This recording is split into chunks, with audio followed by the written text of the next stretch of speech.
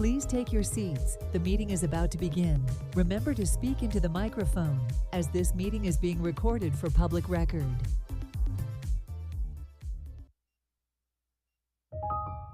Please stand by. We are going on air in 5, 4, 3, 2, 1.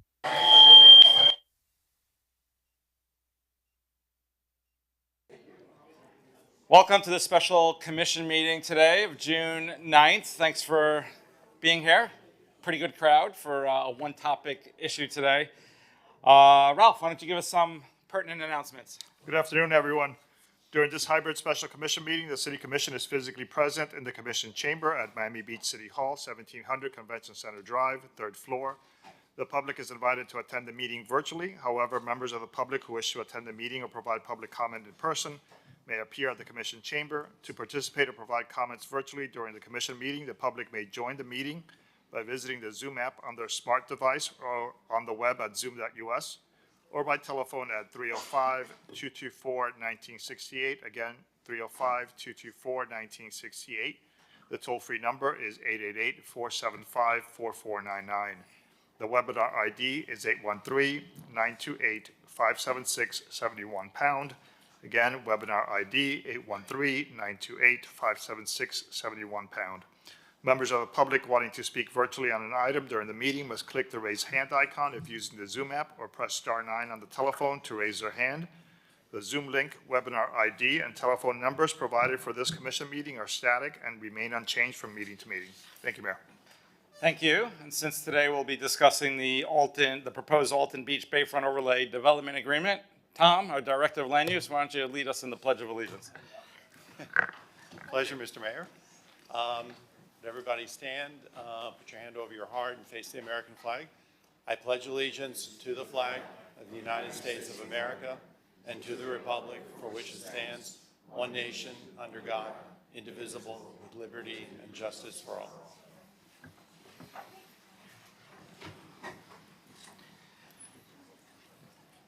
Okay, Eric, as we get into this, are you planning on making a presentation? Do you want to lead it off?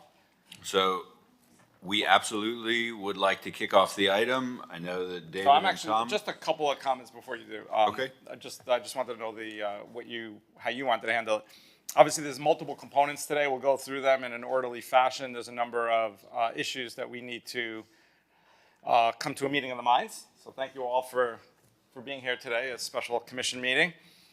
Obviously, the Bikini Hostel is a prime aspect of this agreement, and we need to have some ironclad resolutions in that. And as we all know, the Bikini Hostel has been a problem and a issue for our city way before any of us were elected, probably even before most of us even thought about becoming elected officials.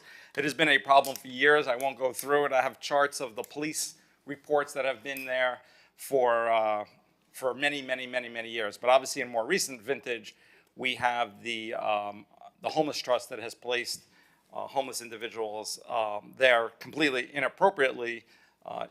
Anybody who goes by there realizes this is not a humane situation for our homeless population to be there. And despite our efforts as a commission to subsidize the cost and pay for these individuals to be at Camilla's House, which is an appropriate facility that offers a range of services to homeless. Unfortunately, that was rejected. So here we are. But I mentioned that right at the start before we even get into the issues, because I'm going to have a number of questions relating to make sure we have an ironclad understanding and agreement with the current owner of the Bikini Hostel, which is the Muscats, and to make sure that we have comfort level that the Homeless Trust is not going to turn around and do this at another location. Because part of what we hear is to resolve an issue, and if we just move the issue somewhere else, then we're not resolving anything for our residents and actually potentially maybe even making it worse. So I start off with that because I think that that is an issue that we need to keep in mind at all times when we discuss this agreement today. Thank you, Eric. Good afternoon, Mr. Mayor, honorable commissioners, Mayor Martinez. Excuse me. Eric. Good afternoon, Mr. Mayor, Honorable Commissioner, David Martinez, Assistant City Manager. Diving right into it, the item before you, this is first reading of the discussion on the developer's agreement related to the development at 1250 West Avenue. The developer's agreement establishes the terms and conditions for the development of the property at the Bikini Hostel, as well as other public benefits that are being proffered by the developer team, including if we end up with a favorable recommendation today to move to a second reading that currently is scheduled for June 25th at this time. Jumping right into it, I want to start off by saying that this is obviously associated to LDR amendments and comp plan amendments that are necessary to create the overlay in question. Those amendments, as you all know, include increasing the floor area ratio, FAR, through bonuses, as well as an increase in height to 330 feet from the established 150 feet for that zoning district.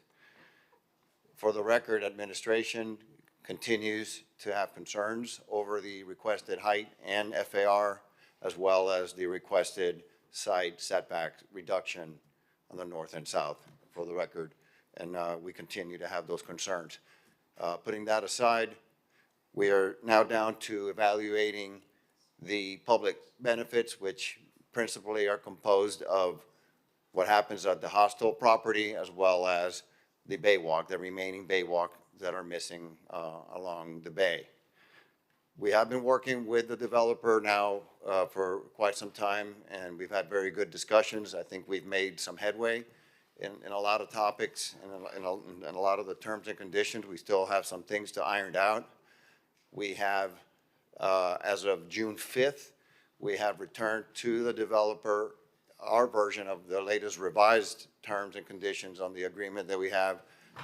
We have not received anything official in writing yet, although we have had discussions as recently as this afternoon that appear to be that we're going in the right direction with this, and hopefully we receive a cleaned up version this week so that we can bring it back to you, if favorable, today on June 25th. In essence, what is being proffered is that the developer will purchase the Bikini Hostel properties. The developer's agreement establishes a time frame of when things happen, when a closing has to occur, when an application for a demolition permit occurs, and when demolition begins and they restore the hostel property to a code compliant condition.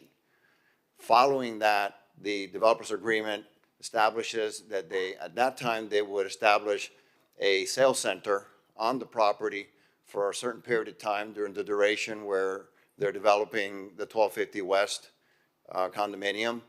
And at the end of that period, they have an option to either construct the park up to $2 million in value, or as the city has placed a condition or a term that basically allows us 2 years or 24 months from the effective date of the agreement to decide if we need a park there or something else. And if we decide we don't want a park, then in theory we get $2 million in generally, or we do something else. And that way the commission has the ability to decide during that period of time, that's what we want to do. We can make the decision immediately, or we can make it up to 24 months into the term. And then the DA establishes the rest of the conditions for that. With respect to the Baywalks, we all know the 3 Baywalks that we're talking about. We're talking about 1450 Lincoln Road, at the terminus of Lincoln Road on the bay. We're talking about 1228 West Avenue, which is the Bayview Terrace condominium directly to the south of 1250 West Avenue. And the larger one of all is 800 West Avenue, which is the South Bay condominiums.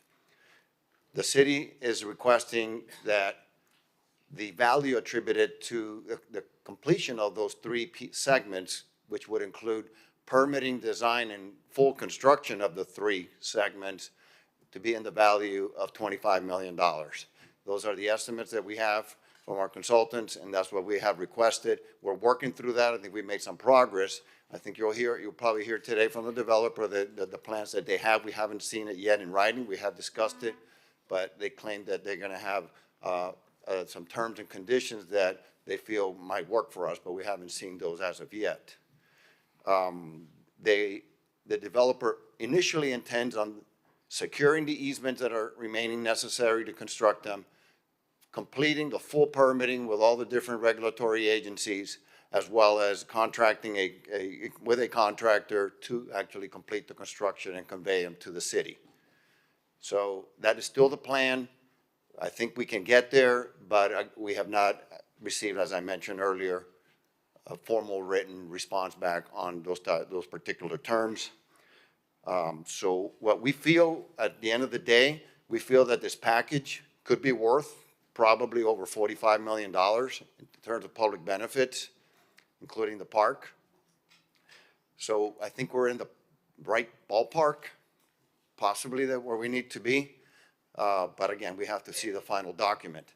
We think that if we receive something relatively quickly, as soon as early this week, we can turn it around hopefully in time so that we can make second reading on June 25th and hopefully be done with this. And with that, I'll let City Manager have anything that I might have missed. That's it in general. No, I think that's a good summary, David. I just want to say that we have made some positive movement in the last few weeks, and I appreciate the development team for working with us to bring some of these things to closure. I think we've made significant progress on the timeline and the Baywalks and the public benefit package. So I am encouraged, but obviously we still got a lot of work to do, and that's what we're here to do today. Okay. I believe you have a presentation. I would ask, just as I asked Eric before David started, and thank you, Eric, for keeping it brief. I think brevity is good because we're going to obviously up here ask a lot of questions and go through, so I think that'll be useful. Go ahead. Thank you. I'm Melissa Tapanez with offices at 200 South Biscayne Boulevard, Miami. I'm joined by Michael Stern and Rafi Ghibli, principal of JDS. I'm also joined by my colleagues Michael Larkin, Graham Penn, and Nick Rodriguez. We're here respectfully requesting your approval at first reading of the development agreement. We do have a presentation. It's intended to consolidate the comments that we've been having with the city administration. We have turned around 3 drafts over the last several weeks, and the goal here is to go through what we intend to resubmit to the city administration so that we can incorporate any comments that we have. So with that, if we can go to the presentation, next slide. We all know that the property we're looking at is, next slide please, thank you. Is 1250 West Flagler, just across West Avenue from the Bikini Hostel. Next slide. So I think what is on everybody's mind is how quickly, oh, is that it? Thank you. I appreciate it. Thank you. Perfect. So I think what everybody has in mind today is exactly how long will we be dealing with the Bikini Hostel at this site. So the goal is by September 15th, the hostel will no longer be operating and the persons residing at the hostel would have been humanely relocated to a new facility outside of Miami Beach. We know how important this is to West Avenue residents, and we know that this is the fastest possible timeline that we have negotiated with the seller. So what you have before you is the deadline for closing. It provides for the earliest possible closing date of September 6th to 2025, and the closing deadline for the development agreement is September 15th. What we think is also very important is that there is a deadline for relocation of the tenants and clients, which under the PSA, the seller is to deliver a vacant site at closing. If not, the developer will retain $1 million of the seller proceeds for a compassionate relocation program, again, to a facility authorized to receive the population under applicable law. The development agreement deadline for the vacant site is September 29th, 2025. Thereafter, we have 30 days of closing to apply for a demolition permit and commencing demolition within 30 days of the issuance of the development permit. We also will comply with all vacant lot requirements after the demolition within 30 days. We also spoke about what to do with the Bikini Hostel site following the demolition. We have two options that the administration mentioned. The first option is what we heard from many West Avenue residents, which was a passive public park. Option two is other public uses. If the city declines to provide for a park and takes possession of vacant land, it would be an additional $1.5 million. There's been some discussion back and forth about 2 million, 1.5 million, and we're working out those terms, and that will be part of the next development agreement draft. The timing is that the administration, as mentioned, has 24 months to solicit input and consider a possible alternative use for the hostel site. We've also asked for a declaration of use to make sure that our commitment to the community is in fact what will take place at the site in the future. Another item is the temporary sales center. While the future of the hostel site is being determined by the city during these 24-month process and the projects go through the development approval phase, we think that it's beneficial to have an active site at the hostel site, which would be what we're suggesting as a temporary sales center. JDS has a track record of providing very attractive, welcoming sales centers that will bring some life to the Bikini Hostel site while these approvals and permits are underway. Some examples of that include the Mercedes-Benz Place showroom in Brickell and the Monad Terrace Sales Center that previously existed next door, as well as the Dolce & Gabbana site gallery in Brickell. There's a benefit to the city to have these improvements made to the hostel site during this time, including landscaping, temporary structures, parking spaces, and the goal would to be work with the city on this master planning exercise so that the investment made into the property would carry on for the future use of the site. We've also discussed, of course, the transfer of the hostel site to the city. It must be conveyed to the city prior to TCO or CO for the 1250 West Avenue project. Again, option one is to convey a park, and option two is to convey vacant site, which would be after the temporary sales center use concludes. Also very important to our public benefit package is the commitment to complete the Baywalk, 800 West Avenue, 1228 West Avenue, and 1450 Lincoln Road. For this, we have three plans. Plan A is for the developer to construct, and that is the developer will obtain easements, design the Baywalk consistent with the city's conceptual plans, obtain permits, and construct the Baywalk segments, including the replacement docks. Option two, the alternative, would be that the developer obtains full bid construction contracts and assigns those contracts to the city with cash payment for full value of the contract plus a 15% contingency fee.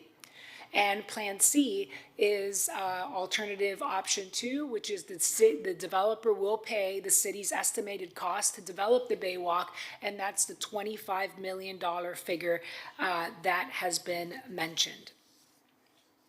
Baywalk timing, of course, the timing is as important as everything else. So we want to make sure that there are milestones in this agreement for the developer to move forward in good faith. The deadline to obtain the Baywalk easements from the adjacent condominiums is 12 months from the effective date of this development agreement. The deadline for the Baywalk permits would be 30 months from the effective date. We've included within that language the possibility for the city manager to extend by 6 months if applications submitted to the developer or submitted by the developer are being diligently pursued. Those permits can take a lot of time, and sometimes there's issues that come up. We want to give that ability to the city manager. How much more time do you have? Just one more moment. 1 minute or less. Thank you. The deadline for construction, 18 months from the issuance of permit. Again, we've included that language for 6 months, and the goal is for the Baywalk to be completed prior to TCO or CO. We've also included in the development agreement that the developer is voluntarily relinquishing any right to do a Live Local Act project. And upon issuance of a TCO, the developer will record a covenant running with the land that permanently eliminates that eligibility. And with that, thank you very much for your indulgence. We're available for questions. Thank you. So I'm just going to tee up a couple of questions relating to the Bikini Hostel. What is the guarantee that this agreement will include the purchase of the Bikini Hostel? The agreement includes the Bikini Hostel 100%. It's included. We shared the agreement with, those major deal points with the city administration, and that is what's been followed in this agreement. Do we have a copy of that agreement? No, there's a confidentiality provision that we have shared in camera with your city administration. That's going to be a problem. Just think straight out. For me, at least. We'll hear from my colleagues. I heard a murmur up here, so I think maybe somebody shares that with me. The second question is, how do we know that this owner of the Bikini Hostel won't turn around and just do this next door or somewhere else in the city? That's included in our agreement. Which we don't in the have. Yes, and again, it's been shared in camera. Can you speak to this for a second? Yes, Michael Stern. Good evening, Mayor, Commissioners. Thank you. So I'll say a couple of things on the agreement. The agreement's been shared with city staff and attorneys in camera. We do have a Just to make, confidentiality. so for the residents out there, when you say in camera, meaning it was shown. Sure. It means we've. See, I love the humility. Oh, I actually want to make sure I understand it too, obviously, but I think what you were saying is that it was shown to them. I think it was shown on a Zoom meeting, but we don't have a copy of it. Yes. So there's no record that we have of this agreement. We're happy to work to maybe come up with an NDA that allows us to share it. We'll have to go back to the seller to get permission to share it. What's I've dealt with the city manager, Eric, on this. Could you tell us what the reason there'd be such confidence? I mean, I think our residents would want to see what it says. Yeah, so there is a standard confidentiality clause in every purchase and sale agreement that typically the terms are confidential until the property closes, and then it records in the city records, and then it's a public record when it records. It's a pretty standard clause in every purchase and sale agreement I've done in 20 plus years in real estate. There's always a standard confidentiality clause between the parties. That said, we've been transparent in this process from day one. We have no issue sharing it. We can go back to the sellers, see if we can come up with conditions that will allow us to share it. As I said, we've shown it to city staff. We've excerpted different provisions that are relevant to the way we relocate the homeless population, purchase price, and other key provisions. As I said, I'm happy after this hearing between first and second reading to go back to the seller and work with city staff and attorneys to come up with a framework that allows us to share it. Well, I think you just brought up a good point. You said you excerpted out where the homeless will be relocated. Now, I believe what you mean is going to be outside of Miami Beach, but again, we have a fiduciary duty to protect our city and our residents. How do we have the guarantee if it's excerpted out? So we have committed to those items in the DA. So all those provisions that require us to take actions with regards to the homeless population are repeated in the DA. And the zoning overlay is dependent on the DA in order for us to get our bonuses. So it's all tied together. So we don't get our zoning unless we perform on the DA, and the DA echoes those provisions that require us to perform in the purchase and sale agreement. So it flows through from the purchase and sale agreement into the DA, which we are binding ourselves to, and the zoning overlay requires us to meet those conditions of the DA in order to receive the bonuses that we're asking for. So it all ties together. And does the current owner of the Bikini Hostel have, as part of this agreement, that they will not house any homeless individuals? Obviously, it's pursuant to the homeless trust in another property on Miami Beach. So we have a provision in our agreement that the relocation of homeless population must be outside of Miami Beach. It must be done humanely, and we have a time frame in which they do it. Let me just be clear. I think what you're saying is that the current homeless at the Bikini Hostel will be outside of Miami Beach, but they may or may potentially own other properties in Miami Beach.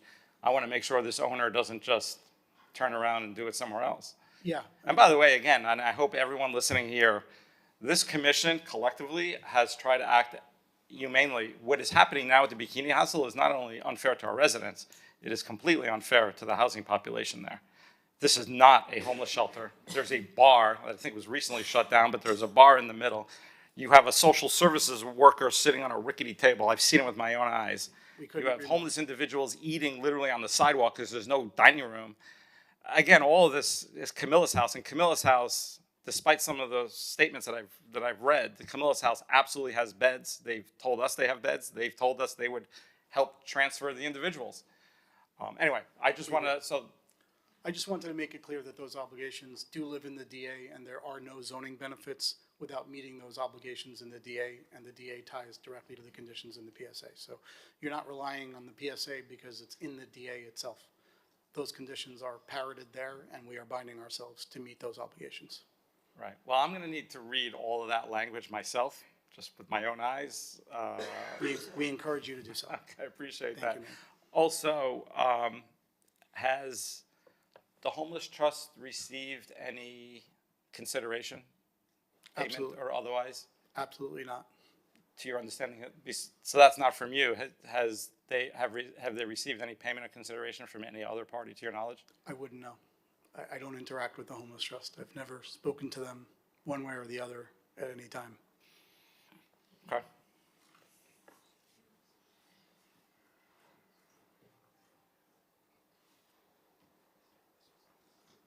Commissioner Fernandez.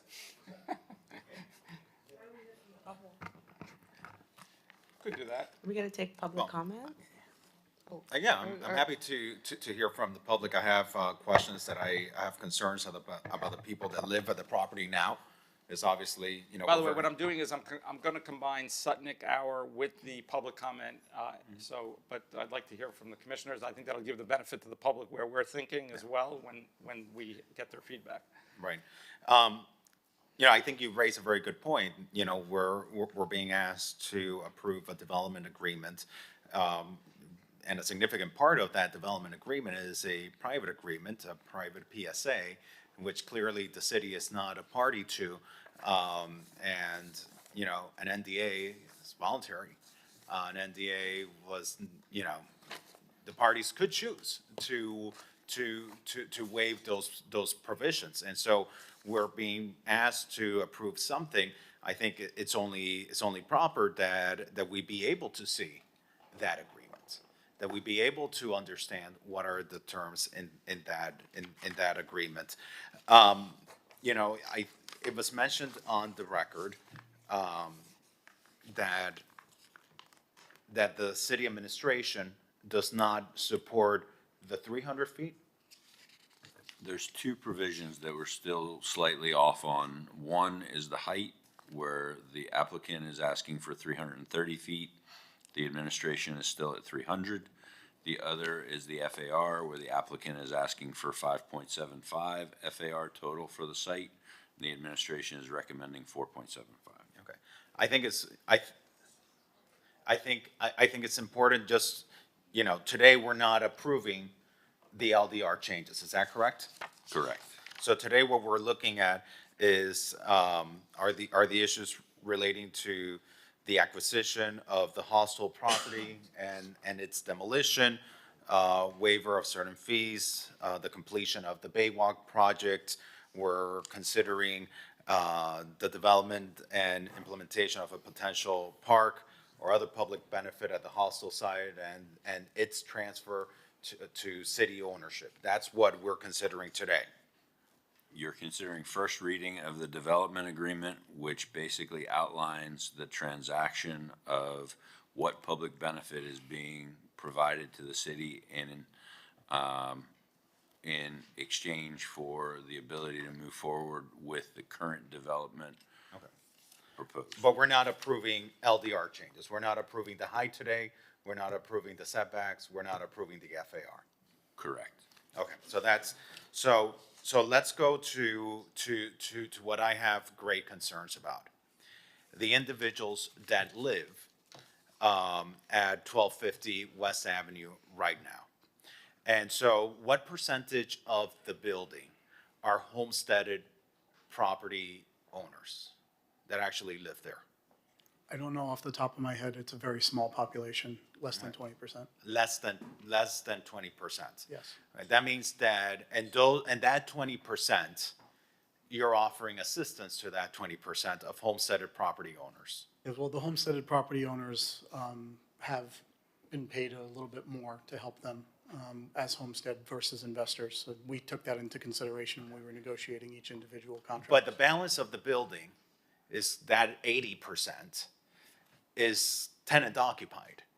And that 80% are the individuals who make up our workforce.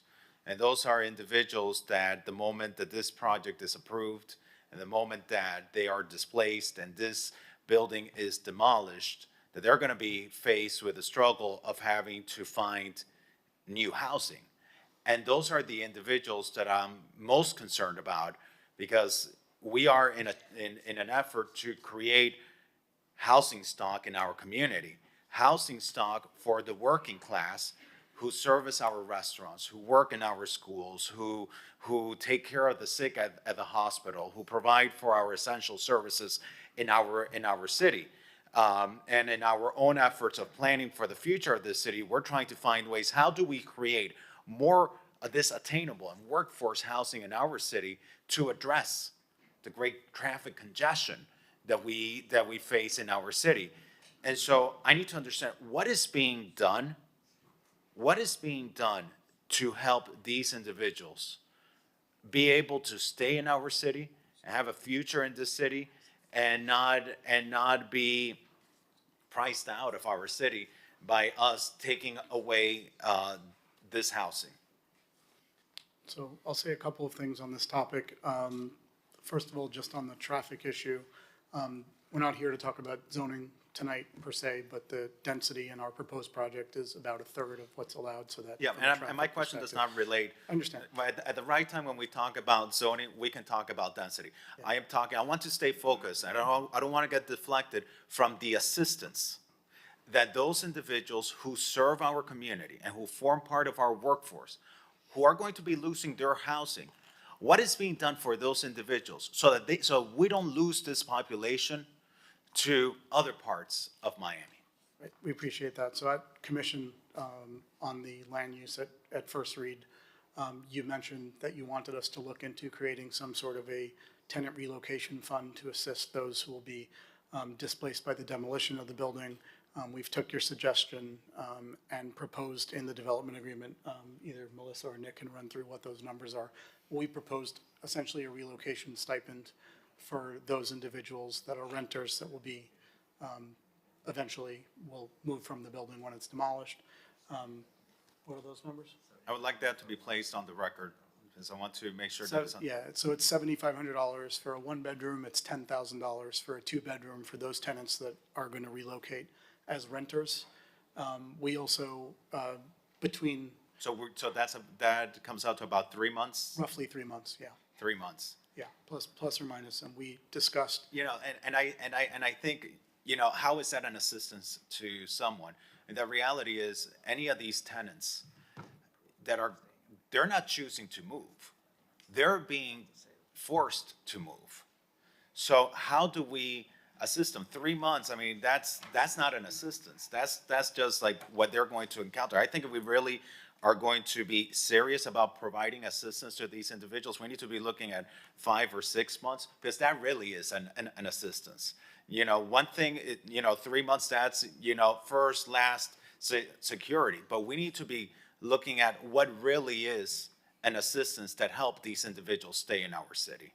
yeah. So one of the ideas that was talked about recently, which we're willing to explore, is perhaps making a sliding scale if somebody stays in the community, if they stay in Miami Beach versus if they move elsewhere, maybe there's a sliding scale. I'll say something else on the displacement or relocation of those tenants. We don't plan on demolishing the building immediately, and we're going to let all the leases run naturally. We're not going to be terminating anybody's lease early. There is no lease in the building that runs past six months or so. Maybe there's 1 or 2 that are 7 or 8 months, but we're not going to be terminating anybody's lease early. They just won't be renewed.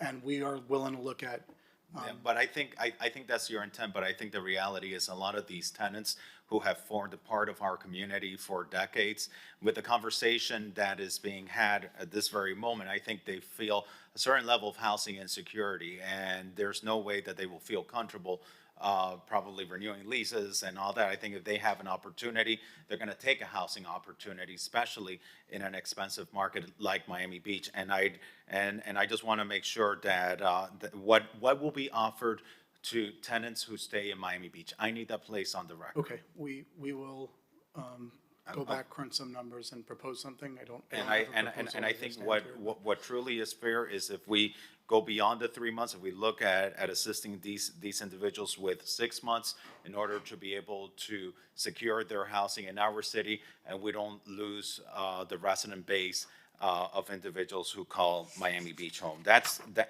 a great concern that I have. First and foremost, with that, I'll love to hear from some of my other colleagues, understanding that today we're not approving LDRs, is simply these terms. I think certainly the completion of the Baywalk, you know, I see that as something that's mutually beneficial. Yes, it is a public benefit to our city, but it does benefit your project as well. So while it is a public benefit, I think we also need to understand, you know, it does make your property much more attractive. And getting rid of the bikini hostel, again, while it is a significant public benefit, it has been part of the public discourse of this city, the nuisance that is created, it's also harder for you to sell units at a luxury project like this will be if there is a makeshift homeless shelter operating across the street. Notwithstanding that, I understand the importance of what we have before us, and I'm going to pass it on to my colleagues for their comments. Commissioner Badass, and then Commissioner Magazine. Just a couple of quick questions. Have you looked into the availability of comparable rental units in the area? We have. And there is sufficient affordable that folks could move into that isn't a significant downgrade or cost increase? Yes, there are comps for both rentals and for sellers, homeowners who are selling their condos. We did a pretty detailed study of comps that sellers can stay in the neighborhood if they choose. They can buy in some of the existing stock along West Avenue in buildings that are in better condition than this one. And there are also rental units available all up and down the corridor that are similarly priced for a studio, 1, 2 bedroom, et cetera. So if the residents choose to stay in the neighborhood, they have plenty of options, and we'd like to see that. And then through, I guess, either Mr. Manager or Mr. City Attorney, if we're talking just about the DA today, but there's some of us who are still wrestling with the height, if we approve the DA, we still have the opportunity to lower the height? Yes, that will be heard at the next meeting. No, I know that, but the DA isn't contingent on the height. Well, So today's this just the is- first reading of the. Yeah, this is the first reading of the DA. This was timed this way so that we would have the second reading of the DA and the second reading of the LDRs and comp plan all simultaneously at the next meeting, or at whatever meeting you choose to hear it in the future. Okay, thank you. Commissioner Magazine. Ask some questions for the Baywalk. One of the reasons I first got involved in our city was 10 years ago for the Baywalk. I had dreams of pushing my daughter in a stroller down a contiguous Baywalk behind our house where we live at 650 West Avenue. And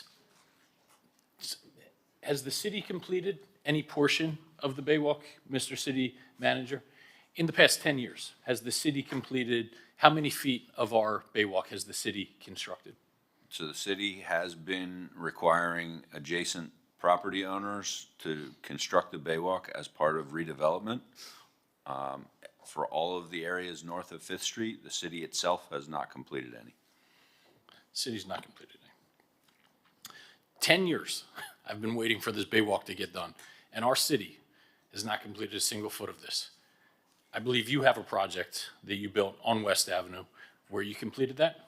Yes, we did, and we built a section of Baywalk that is very widely used today. So when I look at the different plans and options behind the Baywalk, I think I heavily lean on Plan A, for the private sector to do this. We've all sat up here in the past few months and talked about efficiency, it just being more expensive for government to do things, perhaps ineffective. And when I look at that timeline, that's a private developer doing that.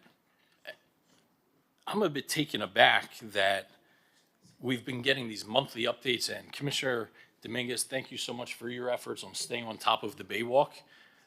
But how many years have we had city staff come up here and say, great progress, here we are. And now to find out we still need 18 months or 12 months to get easement rights from 800 West Avenue, and then a 30-some month application process. Let me ask you a question. I don't know if it's the CIP or the planning. 800 West Avenue, it looks like they have a new dock behind their house, and they had renovations on their pool deck in the past couple of years. Is that correct? Sure. Yes, a few years ago, they came in for an application to significantly renovate their pool deck. So in what world did it ever not make sense, where this Baywalk has been such a pressing issue for the community, not to think comprehensively and say, you know what, you have to construct the Baywalk. We're issuing you permits to go and build a dock where the Baywalk has to be constructed and not have that as a part. Was that part of the requirement for getting these permits? As part of their application to the DRB for these exterior improvements, we did include a very extensive Baywalk condition, a provision for the property owner to provide riparian rights and to agree to allow the city at some point in the future to design, permit, and construct a Baywalk. Given the scope of work that was being proposed at the time, it was concluded that we could not require the applicant to construct an overwater Baywalk, which at the South Bay Club is the only type of Baywalk that you can do because of the proximity of the garage to the seawall. Right, so it'll have to be an over-the-water Baywalk. And just work with me through this. So we went out and allowed them to construct docks to the west of the Baywalk, exactly where, at some point in the future, we'd require a over-the-water Baywalk to be built? Well, the docks had been existing previously, and the application that they were in for was for pool deck improvements on their private property. So those water structures, those marine structures were there, and they weren't proposing to do anything to that. And the same thing behind 1100 West Avenue, right? They went and got permits for a $25 million renovation on their pool deck. And they had requirements to build the Baywalk. And it wasn't sat there and said, you want this, you have to go and construct that. And thank you to the efforts for, commissions in recent years where that got constructed. Where I'm going with all this is we've had designers and world-renowned architects when they came and looked at the convention center and looked at our city holistically and said, one of the biggest pieces to this entire puzzle is forming a contiguous Baywalk around our entire city. And we see the community benefit that beach walk is. It's one of the best amenities anywhere in the world. And we should be prioritizing the Baywalk to the same. So the fact that we can kickstart this, I'm a bit taken aback that it'll still be 5 years from now. And I just lament how long it'll take if we don't have private sector experience, because if we're talking about the city coughing up $25, $30 million above and beyond what could be allocated in the GEO bond, it'll never get done. Never, ever. I will never fulfill that dream of, I certainly won't be able to push her in her stroller, given that, yeah, she might be pushing me. She might be pushing me, or at least her pops that's there in the back. So when we talk about a true community amenity, I don't know what is more important for this Baywalk. I can remember coming up and talking to then Commissioner Stephen Miner and Mayor Gelber saying, you guys better get on 800 West Avenue because we're going to have this private developer come in and construct an overpass over Fifth Avenue of a pedestrian bridge, and we'll not have done our part in constructing 800 West Avenue. And if this doesn't go forward, that'll still remain. And I can't co-sign to just sit there for 10, for 15, for 20 years not having this Baywalk completed. while we're not getting into some of the LDR amenities, I'd ask for consideration. I know this is small, but it just came up. If there's going to be a sales center there on the site of the Bikini Hostel, perhaps that, I know how beautiful some of these new modern sales centers are. If we can look for some sort of ability for a community activation there a certain number of months. I know there's certain neighborhood groups that host meetings, whether it be Sobey West, WAVNA, there's a bunch of children in the area, families. If we could do a certain number of nights where there would be community social hours or something like that, I think that would be great for when the sales center is. It's one of the things that for Five Park, I don't think we fully utilize. We have this gorgeous sales center that just goes unutilized. So that's really what I focus on, is the timeline of the Baywalk. And one last question, I'll kick it over. Is there any way, I saw that it'll take 12 months to acquire easement rights for the developer to get from 800 West Avenue, and then a 30-month permit process. Is there any way to overlap those so we can apply for some of these permits while you're obtaining those rights? Commissioner, I won't speak for the developer, but in theory, they should happen in tandem in terms of preparing documents as well as obtaining the easements. We've made a lot of progress with 800. However, it came kind of to a screeching halt last year when the notion of this being part of the benefit for this project. So, and also with 2028 West, it was very difficult getting anything back from them once it was in play for this developers agreement. We have easements for 1450 Lincoln Road. So I think there's a lot, and I'm hoping that they can continue working off what we've already accomplished and make it a lot faster. And I think it could be done simultaneously. And I know I said one question, I'll ask one more of the developer, if you could just step up here. And this is, I know that, you know, a developer would need to move with confidentiality and things like that, but if I'm lied to, it's unforgiving. There's been residents that reached out, worried at 800 West Avenue that their condos could be under some sort of bulk purchase activity. Are you involved in that any which way? No, I heard a rumor about that a few weeks ago, but we've never spoken to any resident at 800 West, nor have we spoken to the condo board. Thank you. Appreciate it. And I'll just want to say on the dates, those are outside dates, mostly to account for how long it takes Durham to do their thing. If we get the permits faster, you have our commitment that we'll start working faster. Just wanted to say that. Commissioner Dominguez. Thank you, and thank you, Commissioner Magazine, for bringing up the Baywalk. It's something that is a passion of many past and present commissioners. I know Mark Samuelin used to walk on that Baywalk every day and forcefully advocated for it, and that's how the Mondrian Park got built, by having it privately done, because it does help to kickstart those types of projects. So I really am in favor of it. I had a couple questions. First, I wanted to make sure that for the restaurant that's going to be in the project, I know that you've spoken to the neighbors and there are requests on the size, no alcohol, closed by 8 o'clock. I want to make sure that those provisions are included in the agreement. My understanding is that those resolutions will be part of the overlay, which will be at the next agenda, Yeah, but and we've already sent it. I'll say that we've had those discussions with some of the stakeholders in the neighborhood groups, and we've come to an agreement on what will be included, and those restrictions will be included in the Okay, LDR. because that's something that would be very Absolutely. important to include in there. And I'll echo what the mayor said at the beginning. I've been hearing about the Bikini Hostel before I even became a commissioner, and I would hear from the activists, Gail and Amy and Susanna and Tim and Stefan. I mean, so many people for years were complaining about it, so much so that when I got elected, they asked me to try to spearhead a meeting with the Bikini Hostel, and I went with one of the WAVNA people, met with the owners. It was an intense meeting, and things got progressively worse. And we are where we are today because of decisions that were made by this commission in the past. But the way the mayor was speaking earlier, that it's so important to make sure that what we're voting on includes the bikini hostel, I can't stress to you how part of my decision the bikini hostel is. And I know we're not voting on height today, but I have received emails from folks, and they're very concerned about the FAR, it being out of scale with the neighborhood. Can you talk about where you started initially and where you are now and how it compares to other buildings?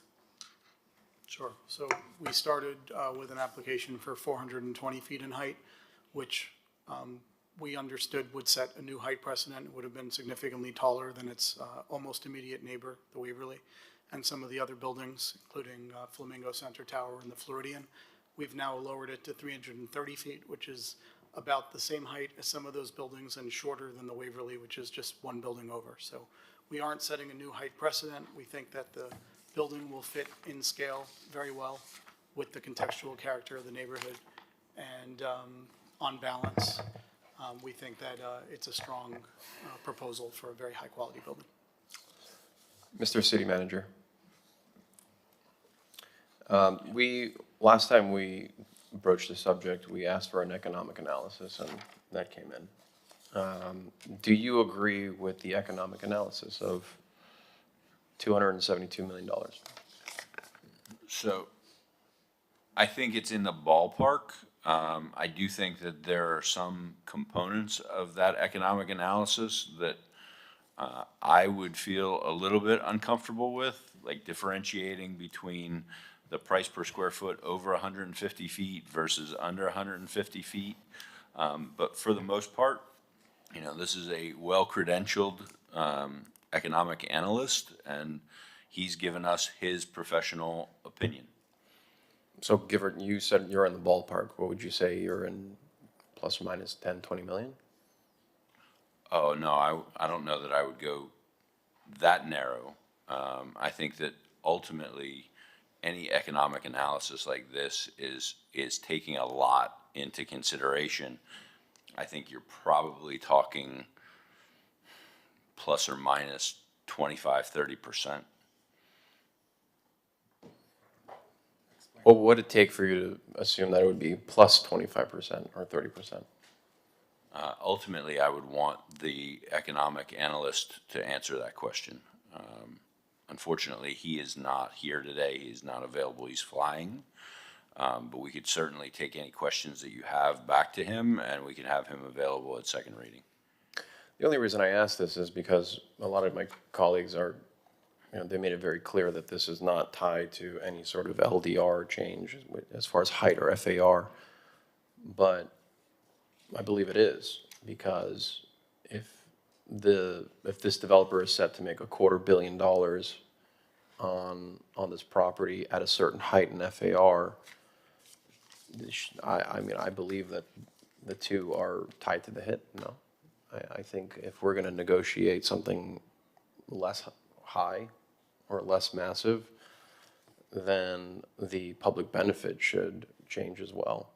Or because right now, I think, you know, I have to go based on what the economic analysis concludes, which is $270 million.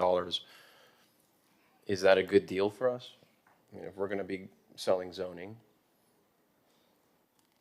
and if we're going to be in the business of selling zoning, I think that we should have a fair deal for the city.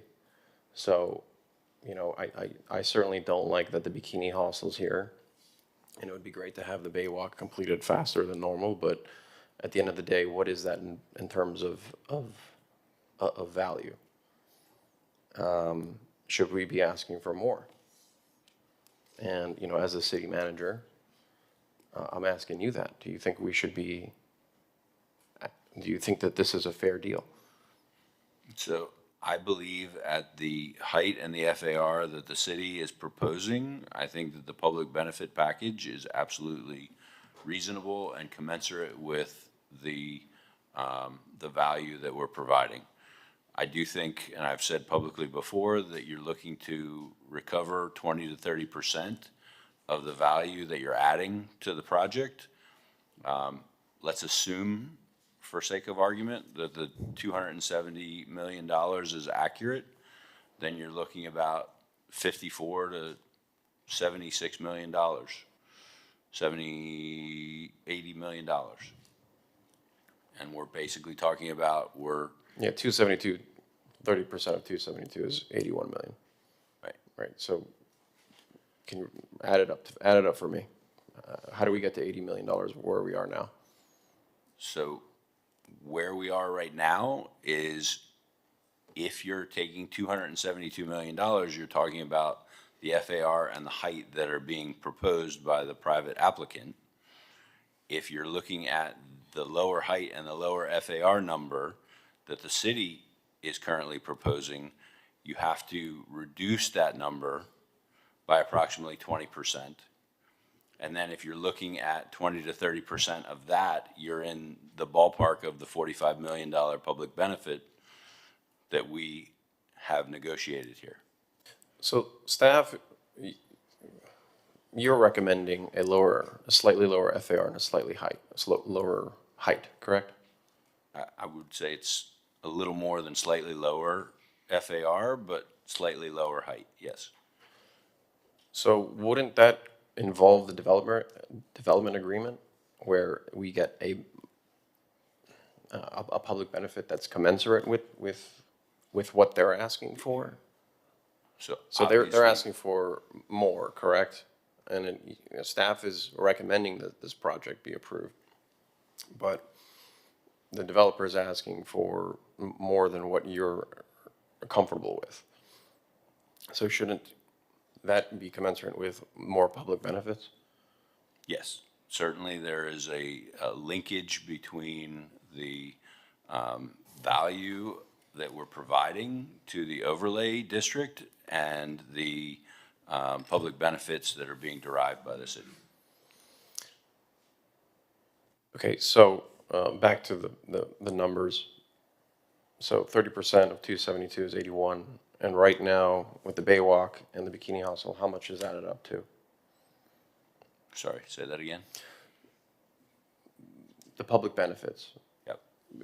But for the record, why don't you go over what the public benefits that we're receiving in dollar amounts? So, David, do you mind? The total package is approximately 45 million. Any slides on this, David? Any chance? I'm sorry? Do you have a slide that shows on one page all the public benefits?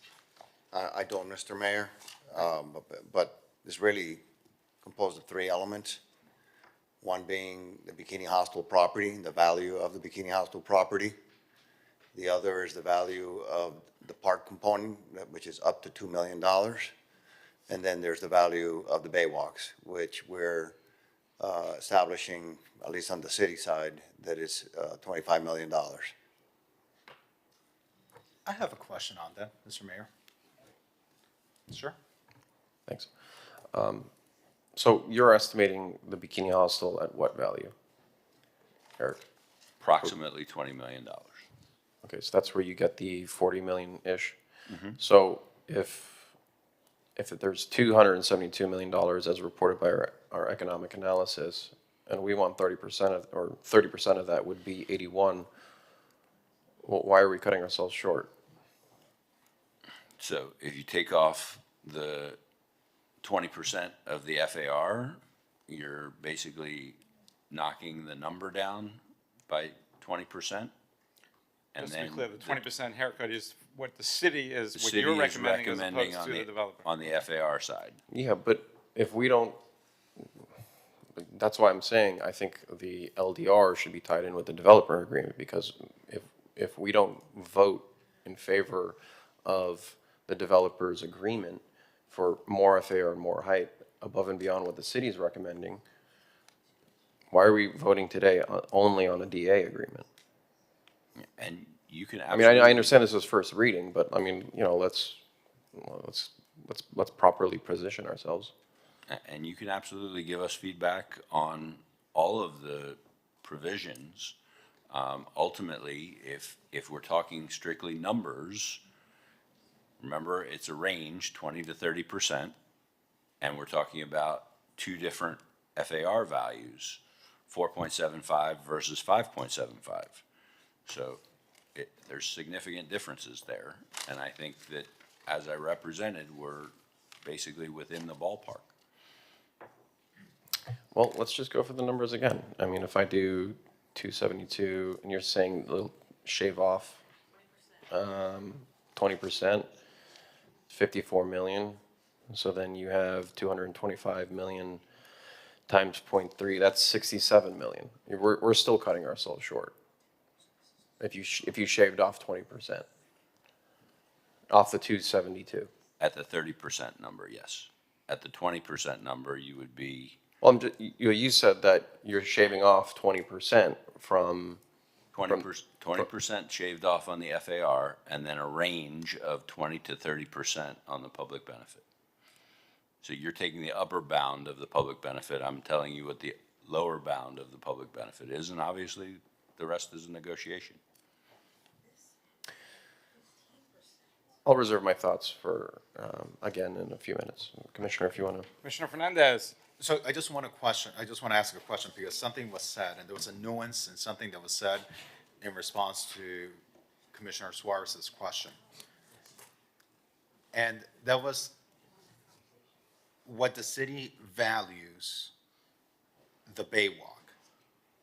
Is there any other value to the Baywalk besides the city's value? Commissioner, we have consultants that have prepared probable cost estimates of the 3 different Baywalks in question, and we have proffered those numbers of what it would cost us. Is there any other number besides the city's number? We have not received any other number other than the very, very original number that was proffered, which was $5 million. That's where we started with the proffering on the Baywalk public benefit.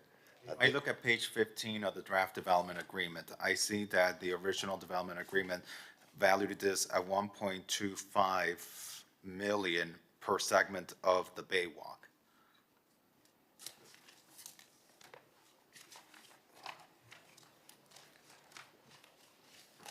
Who drafted this original agreement? The agreement that's included in this item is the original agreement that was provided by the developer with the city's So revisions. the developer provided a lower value to this public benefit Initially. than what the city is valuing it. That's right. And so, which then goes to Commissioner Suarez's point that we're cutting ourselves short. Because if the developer is saying that the value of this is $1,250,000 per segment of the Baywalk, and there are 3 segments of the Baywalk, I don't know then how we are getting to a $25 million number to it. This is the number that the city, as part of the negotiation, is telling the developer that we're willing to live with if we're going to in any way, shape, or form support and endorse this developer's agreement. That is what it would cost us to build this thing. What we proffered to them is, if you're able to permit it, design it, and construct it, and turn it over to the city, then we don't have a need to see this 25 million because we But I feel don't that's. think we should even be giving them an option out. I think we start in a very wrong foot if we give them an option out, because the option should be to complete it. That should be like if you don't complete it, you're in default, and then we take another action. But when we're starting off with the assumption that you need to have an out for it, I don't think it's good.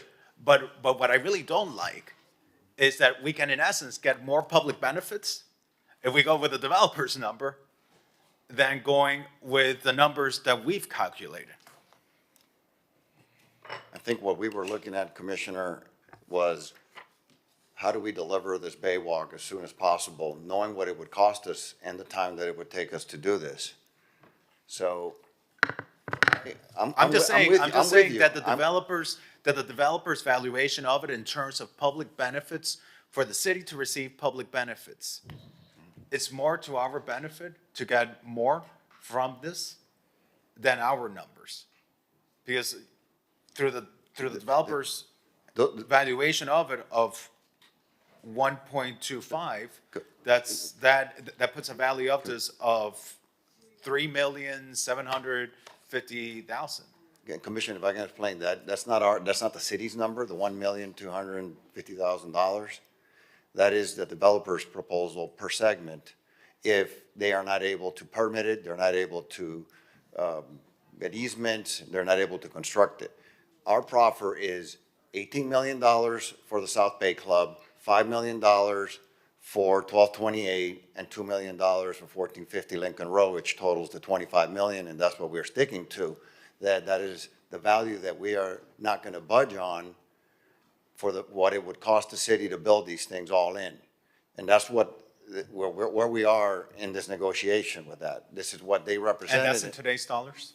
I'm sorry? Is that in today's dollars? I mean, obviously, that's in That, today's. it does have some escalations, to be completed in a reasonable amount of time. Obviously, if it's 10 years from now, then all bets are off at that point. So we have tried to, and we're working on what do we tie the completion of the Baywalk to, and we have terms that we are working on and negotiating right now where we're tying the completion of the Baywalks, all three of them, as well, and completion, substantial completion, as well as whether or not we build the park or not, but at least the conveyance of the hostile property prior to a TCO being issued on the private construction. And that's something we are working on right now. It's one of the points of contention that we're working through, trying to find something that works. I just feel that this clause, I would have seen, no, I would have preferred just to see no opt-out. I think we need to trust if we're entering into an agreement with someone to do this, that they're going to complete it. I think putting this clause in there, we've in essence taken away $20 million in value of public benefit by us putting this higher value on the asset than what the developer originally proffered. And I think in a certain way, we have, in a way, negotiated against our interest. And, at this point, you've negotiated this, but I think we've given up $20 million in public interest here. And through the mayor, Commissioner Suarez. in 5 years, it might be 25% more, right? The CPI increase. So has the staff included that in the analysis? Certainly. And I don't know, I don't have the figures right in front of me. We did include an escalation because we know that even. How much? I'm sure we have at least CPI, if not more, per year. Yeah, but that's just 3%, right? I mean, just nothing. Correct, but that's how we were directed to the consultant to account for this thing being constructed. Because it's gonna take a good, 18 months to get permits in hand at least.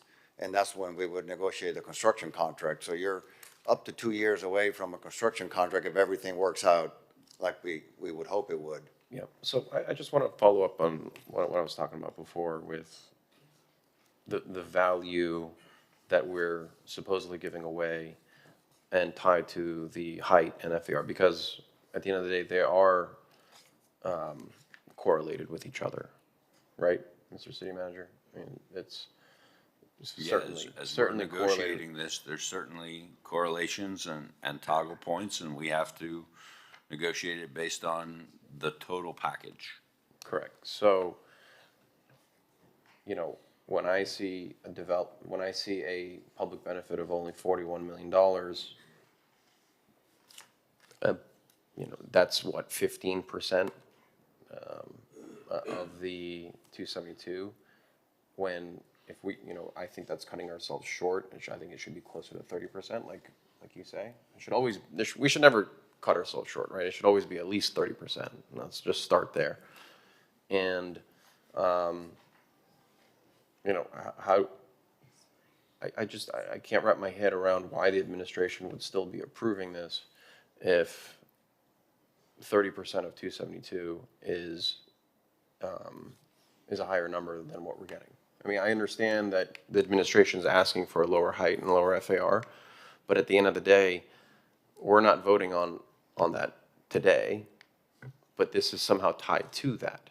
So if second reading comes where we're voting on an LDR and comp plan change, and it stays the same for the development, for the developer, then we're definitely cutting ourselves short. Correct?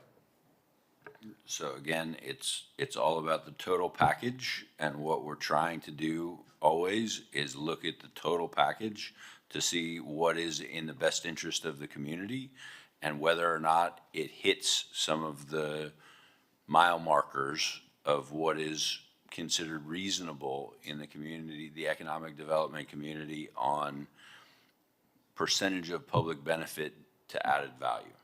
And all of those are rules of thumb. There's no book But I'm just or taking your manual rule of out thumb. there. I'm just taking your rule of thumb at 30%, and that's comes out to 81 million. 20 to 30%. But Well, we're Miami Beach, so we should be at the higher end, okay? So, would always love to get more for the city.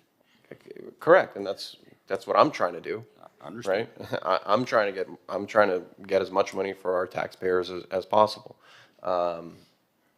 So I'm still struggling to understand that why would the administration approve this at a lower public benefit than you normally would? Just a semantics issue. They don't approve anything we do, and they're just making a recommendation. Well, they're giving that's what I mean. They're giving their recommendation. Their favorable recommendation. It is a favorable recommendation based on the total public benefit package in relation to the other pieces of the development agreement that we are recommending moving forward with. So I think we should, I know everyone has mentioned that we're not voting on FAR and height today, but I don't know. I think it certainly is contingent upon this DA approval, right? I mean, because you're recommending an FAR of 4.75 and a height of 300. They're requesting an FAR of 575 and 330. Shouldn't we vote on that today also with this DA? So I would suggest that you give us feedback on that so that we can bring forward, when we bring the second reading of the DA and the LDR and comp plan, that all of them tie back together the way you're suggesting, which makes sense, which is why we typically try to have the readings of the LDR amendments and the development agreements simultaneous. So why isn't it simultaneous today? Because the LDR amendments moved forward ahead of the development agreement, and the development agreement is getting heard in between first and second reading of the LDR amendments. So would you advise that we wait to vote on this, on the second reading of the LDRs? So no, because there's two readings of a development agreement, so you already have passed the LDRs and comp plan on first reading. This is, Okay, this so is just let me catching ask up. the developer. Are you gonna agree to a 4.75 and a 300 feet? No, but I'd like to just dispel a couple of false premises that I heard a little bit, and maybe all in good faith. And I'd like to give the administration a little bit more credit for its negotiating prowess and how we got here. So first, that initial red line referring to a 1.5, originally we were just contributing, we had made an initial offer, this is going back, I don't know, maybe a dozen or more turns ago of the development agreement, of just contributing money towards the Baywalk. We weren't completing and owning the scope and agreeing to do it. Since then, we've gone away from just making a contribution towards the Baywalk, and the administration has negotiated for us to just own the scope, which is what we've agreed to do. So to be clear, we own the scope. We are going to do the construction and deliver the Baywalk. If we can't deliver the Baywalk for some reason, then we're gonna pay what it costs the city to do it. So we have no way out of getting the Baywalk done, nor do we want one, because we've committed to it. So that 1.5 has no correlation to what we're talking about now. That is literally a red line from when this process started a long time ago. So we've committed to do the scope. We're gonna do the scope. Second is the economic analysis. We are going to be submitting an economic analysis that we've commissioned. The economic analysis is so fatally flawed on its face by just taking a very fast read of it. It imputes about 100,000 feet that don't actually exist on its plain reading. The analyst just made up 100,000 net sellable feet that don't exist, that aren't on the plans, that the architect has certified don't exist, which cuts that benefit by over $100 million just before you start factoring in all the other things that are missing, such as the cost of the public benefits, the cost of the land, the cost of sales, brokerage commission, stamp tax, closing costs, the analysis frankly is just flawed. So if you adjust it on any fair metric for what it's actually worth, the public benefit is significantly more than 30% of the actual value that's being added by the extra FAR and height. I think that when the commissioners have a chance to read the report that is much more carefully done and with a lot more reason and using actual comparables, using actual figures, actual square footages, you'll come to the same conclusion that the public benefits package that we are proposing is much more than typically you would see commensurate with the type of FAR and height that we're asking for. Can we just stick on that point if we can, before we can get into a million different details about financing fees and brokerage fees. But when I got this economic analysis, which somehow I saw on Facebook before it was even delivered to me, I'm curious about that. But that seems very black and white. That was the first thing that I noticed. I didn't calculate the amount of extra square feet that was part of the FAR bonus. I got it from what the developer told us during the first draft reading. I made my own calculation, and I saw how much extra square feet he represented he was getting versus what was in the economic analysis. That's black and white, right? Am I wrong with that, Tom or Mr. City Manager? The amount of bonus square footage that this would be getting, and that seems like something that should be very easy to sort out. So, yes, you could absolutely sort it out if you were to tie the developer's hands in the development agreement to a maximum number of saleable square feet. We have not done that in this case, but if that's something that you'd like us to do, we could certainly entertain that. Yeah, because I think the economic analysis essentially ascribes a value of several $1,000s per square foot, somewhere between, he's telling the sellable is $2,300 per square foot, minus I think the construction costs were $1,200, so about $1,100 per square foot of a delta there on an extra 100,000 square feet. We're talking $110 million. So that's pretty big black and white difference. And we're not talking about, okay, sellable square footage should be $2,100 per square foot versus 23, where there's some ambiguity. There can't be ambiguity here about how much extra square feet that we're granting. I mean, the FAR exists in the code. The FAR is what it is. There's terraces, elevators, corridors. It's just, it is what it is. That's why we have FAR controls. But the analysis, just in reading the letter, it's a very short letter. I mean, it literally says in it, with regards to comparables, I can't find comparables, so let's just say it's X. And on the feet, it refers to the architect's feet and just says, let's just say it has more. You know, there's a set of plans that tie, and there's comparables. They are what they are. So we'll leave it there.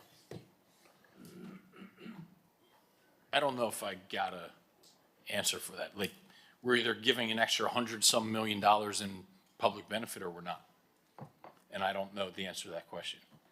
So, I don't know definitively that we are or we aren't. All I'm saying is that we're not tying the developer's hands into a maximum sellable FAR. And so if you take the total square footage on the FAR of different, his proposal versus our recommendation, then you have a significant difference. And ultimately, the sellable is going to be a percentage of that, and typically it's you know, somewhere in the 80% range. But I'm not even talking about our recommendation versus theirs. We're talking about, he's saying his bonus square footage is X, and then the economic analysis is saying his bonus square footage is X times 2. Am I off on that? It's just an FAR calculation. Right. It This seems pretty simple. It's pretty simple. It's just math. And, you know, it does somewhat correlate to the design of the building in terms of, you know, how much loss factor, corridors, terraces, et cetera, but. I mean, at the 5.75 FAR, you have a total of 481,310 square feet of FAR. of which they're saying that 401,863 are sellable, which is approximately the 80%. Can you do that number one more time, please? 400 what? Sure. So At what FAR? at a 5.75 FAR, you're looking at 481,310 square feet of total FAR on the property. And the economic analysis is saying that the building will have a total sellable square footage of 401,863, which is about 80% of that, which is, And what of that is a bonus? so, What is as of right? Because that's essentially what we're getting at. so as of right is 230,192, and the differential is 251,118. Do you disagree with that sellable, what Eric said? The sellable Yeah, square so foot is there's a 401,000? There's a difference between sellable feet and FAR, and we don't regulate in land use sellable feet, we regulate floor area ratio, and that has to factor in lobby, amenities. Terraces are FAR in city of Miami Beach if they're enclosed by more than two sides, which is a typical condition. So some portion of the terraces will be charged FAR, that's not sellable. Corridors, Which is the elevator 15%? shafts, staircases. Which is the 15%, correct? So typically, on a very efficient floor, you'll be 20% efficient on the residential floor, but that doesn't factor in your amenity floor, your lobby floor, and any terraces. So let's say terraces are in that 20% and you have a super efficient floor plate on the residential plates, you have to factor in the lobby, which is all loss. The amenity spaces, which aren't sellable, that's all loss. Some mechanical spaces. It's not so simple as to draw a straight line to take I'm your not so FAR sure and about that. divide it by From what I understand, when you do calculate the sellable area, the 20% does take into account the lobbies and literally any non-sellable floor. So again, you're saying that 20% is only just for the lobby area, like the walkways? The 20% is typically on a residential floor plate, you have two staircases, elevator shafts, corridors, whatever terraces are charged as FAR, and whatever's left is your net rentable or net sellable feet. That's pretty typical. But the loss factor on a building in Florida, typically overall, when you look at like construction gross versus construction net, runs closer to 40% than 20%. Right, so okay, Eric, you're a city manager, okay? You're an engineer. You tell us, what is the percentage that you take off from the total FAR? I would And I'd also tell like you- Tom, can our planning director come up, please? Also? Sure. Tom, what's in the bag? We've left my area of expertise. I certainly would not have, I would not be comfortable telling you definitively that it's X number of percent. I use 80% as a rule of thumb, but that is not set in stone. 20%, right, okay. Is that a fair statement? Yeah, my understanding, looking at this over the years, is that if you're looking to identify what would be sellable in a residential building, that a very efficient building is typically 15%. Some people, depending on the size of the building, have told me that they can do it at 10%, but that does include all of the non-individual unit areas, which would be the lobby, which would be any amenity areas. And the building becomes more efficient when you have less of that and you put more of that floor area into the actual unit, and that percentage goes down. Now, in terms of terraces, our code exempts exterior projecting balconies. What would count is something that would be more of a recessed balcony or an outdoor area that functioned as more indoor-outdoor area. But a true projecting balcony would be exempt from the FAR calculations. Okay. Commissioner Bott. So I understand it's not technically sellable area, but the fact of the matter is you couldn't command the prices that you would be commanding for these units without the amenity floor and a stunning lobby and all the other things. So it's not sellable as part of each unit, but it is baked into the price of the unit. So I know that doesn't really change things, but it's a little bit. Like, it's not like that's a total loss, right? That's part of the value that you are offering the buyer. And therefore, you are able to get from that buyer a much higher price than you would if you had a really great looking apartment, but the lobby looked like, you know, an old locker room. So there's that. What I can't quite reconcile myself to is that the city is recommending 300 feet height, and yet we're supposed to take a vote on this benefits package, which is predicated on the height that you want. And technically, we're able to say at the end of the month at our next commission meeting, well, we approved this benefits package, but we're only going to approve this 300 foot height. Like, that is an option that we have, right? Yes, ultimately, the DA and the LDRs have to tie up at the end of the day, but you can individually vote on the LDRs and the DA. The DA is the public benefit package, the Right. LDRs are the But height you just said and you FAR. wouldn't accept 300 feet height. Correct. So, so we're effectively then, if we approve this DA today, we're effectively tacitly approving what we will vote on at the end of the month at a higher height.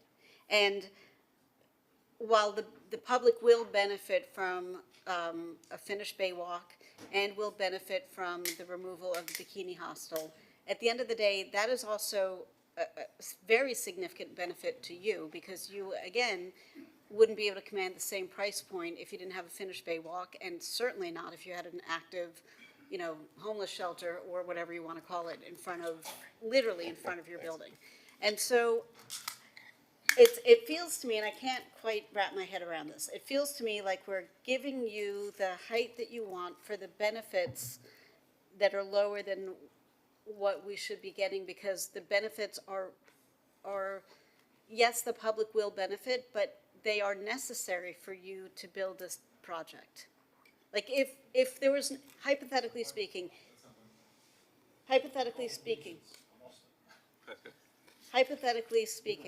if there is no way to extinguish the bikini hostel in its current use, or even in its former use where it's just a pain in the ass neighbor,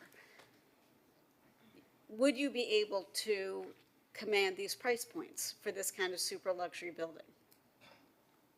The answer is resales at Monad have still performed well, and we agree that we're going to benefit, which is why we're agreeing to do it. Frankly, we're paying for it, right? We're at great expense to ourselves, tens of millions of dollars. We're extinguishing the nuisance use. Right, so you're benefiting from it.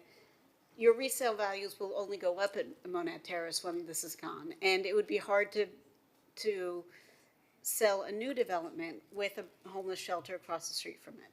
And so I feel like there's just something that's not lining up. Like, we're setting ourselves up for agreeing to something that the administration doesn't think is the right height in FAR, and that some of my colleagues are feeling isn't the right benefit package.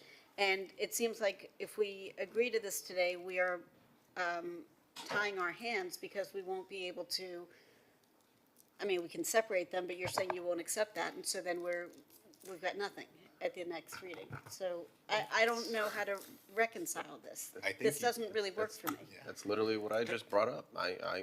Commissioner Fernandez and Commissioner Suarez. Well, I think, you know, the developer just needs to listen to the room and see that if there is a path forward, it is a path forward where they can still complete something within the framework of what the city administration is willing to place a favorable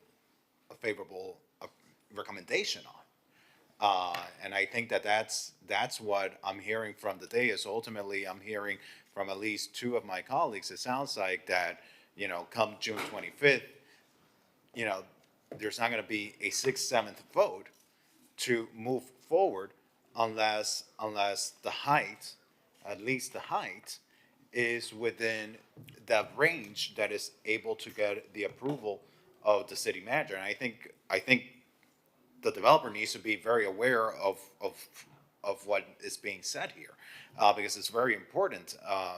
You know, are you really not willing to go to that 300 feet? Because there might not be then a conversation to be had on June 25th. As you know, this is a 6/7 vote, and I'm hearing from at least two of my colleagues that's important to them. I understand. I'll just say that we're here for first read of the development agreement, and there'll be conversations that happen between now and second read, whether it's with regards to the exact structure of the public benefits package or some items in the land use. That's what we're lining up the DA and the land use to discuss them in parallel. This just moves it along so we can have that discussion.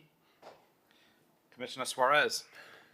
Okay, so, Michael, you know, I need to go based on the report. I know you sent a counter report, but look, you know, Andy Dokart, you know, just looking at his resume, Harvard College, Harvard Business School, was in the U.S. Navy, a commissioned officer, has 50 years of experience in consulting to developers, investors, and government entities, and is one of the leading experts in the state of Florida with respect to the economics community. So I have to take his word for it that this is what you guys are getting. And look, great, more power to you, right? I'm a capitalist. I want you to make money. But you're asking us to change our zoning code specific to this site, and in return, you're saying this is what we're going to offer. Okay.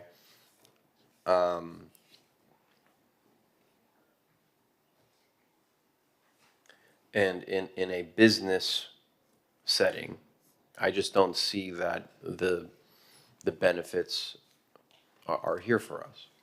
I don't think that this is a fair deal. And if we're going to approve this, I'll wait till you're done. Yeah, I'll say that it would have been nice for Andy to be here to defend his report, which is, as I said, very obviously on its face flawed. I understand that the city initially reached out to another consultant who vehemently disagreed with the analysis that Mr. Dolkart did. I think that if you just spend 5 minutes reading the report. I asked Eric, I asked our city manager, ballpark, are we in the ballpark? He said we're in the ballpark. 25, 30%. What are we in the ballpark with, Eric? I'm gonna let our economic analyst defend his work. I think that we're within shooting distance. The numbers I used before was 25, 30%. Okay, so I have plus or minus. Okay, But 25, 30% of a number that is just fundamentally wrong by an order of magnitude of 2 or 3. I appreciate the city managers saying 20, 30% of whatever that number is the range. The issue is 20, 30% of what? The number is so flawed, and the analysis used that ignores the cost of the public benefits, the land, the reality of the actual square footage used, the cost of sale, the cost of stamp tax, on and on and on, isn't something to base. I mean, I know that I respect you a lot and how detailed and diligent you are. You would never turn out a report of this quality, and you don't need to go to Harvard to do that, respectfully. The report is flawed. Take 5 minutes to read it. You'll see it for yourself. So the question is it 20 or 30% of what number? I mean, how do you come up with a number I'm that assuming of ignores 270. costs? I'm assuming, correct me if I'm wrong, Eric, of $270 million. That's the report that was presented to us by Mr. Dolkart. So when you mean when you mean in the ballpark, we're between 25 and 30%, give or take, of the 272, correct? That's his number, and I think that there are some challenges with understanding how he came to that number, but I think that at the end of the day, that's his recommendation, and he's the expert. So when you tell me give or take 25%. Is it 25% of $272 million? Yes. Okay. So let's just look at the low end of that. And I think I did this number before, 272 times 0.25, it's 68, so, okay, we're at 200 million.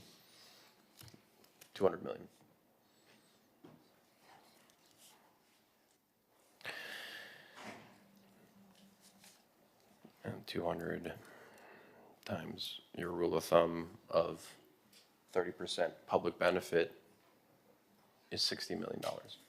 So even if we go on the low end of this, where we're assuming that this is 30% less or 25% less, excuse me, and then we take 30% of that value, we get 60 million. And so we're still cutting ourselves short. Commissioner Suarez, could I speak for a minute? You have to ask the mayor. Did you want an answer from Eric? Yeah, let me get an answer from Eric first. So again, it's depending on what the FAR number is.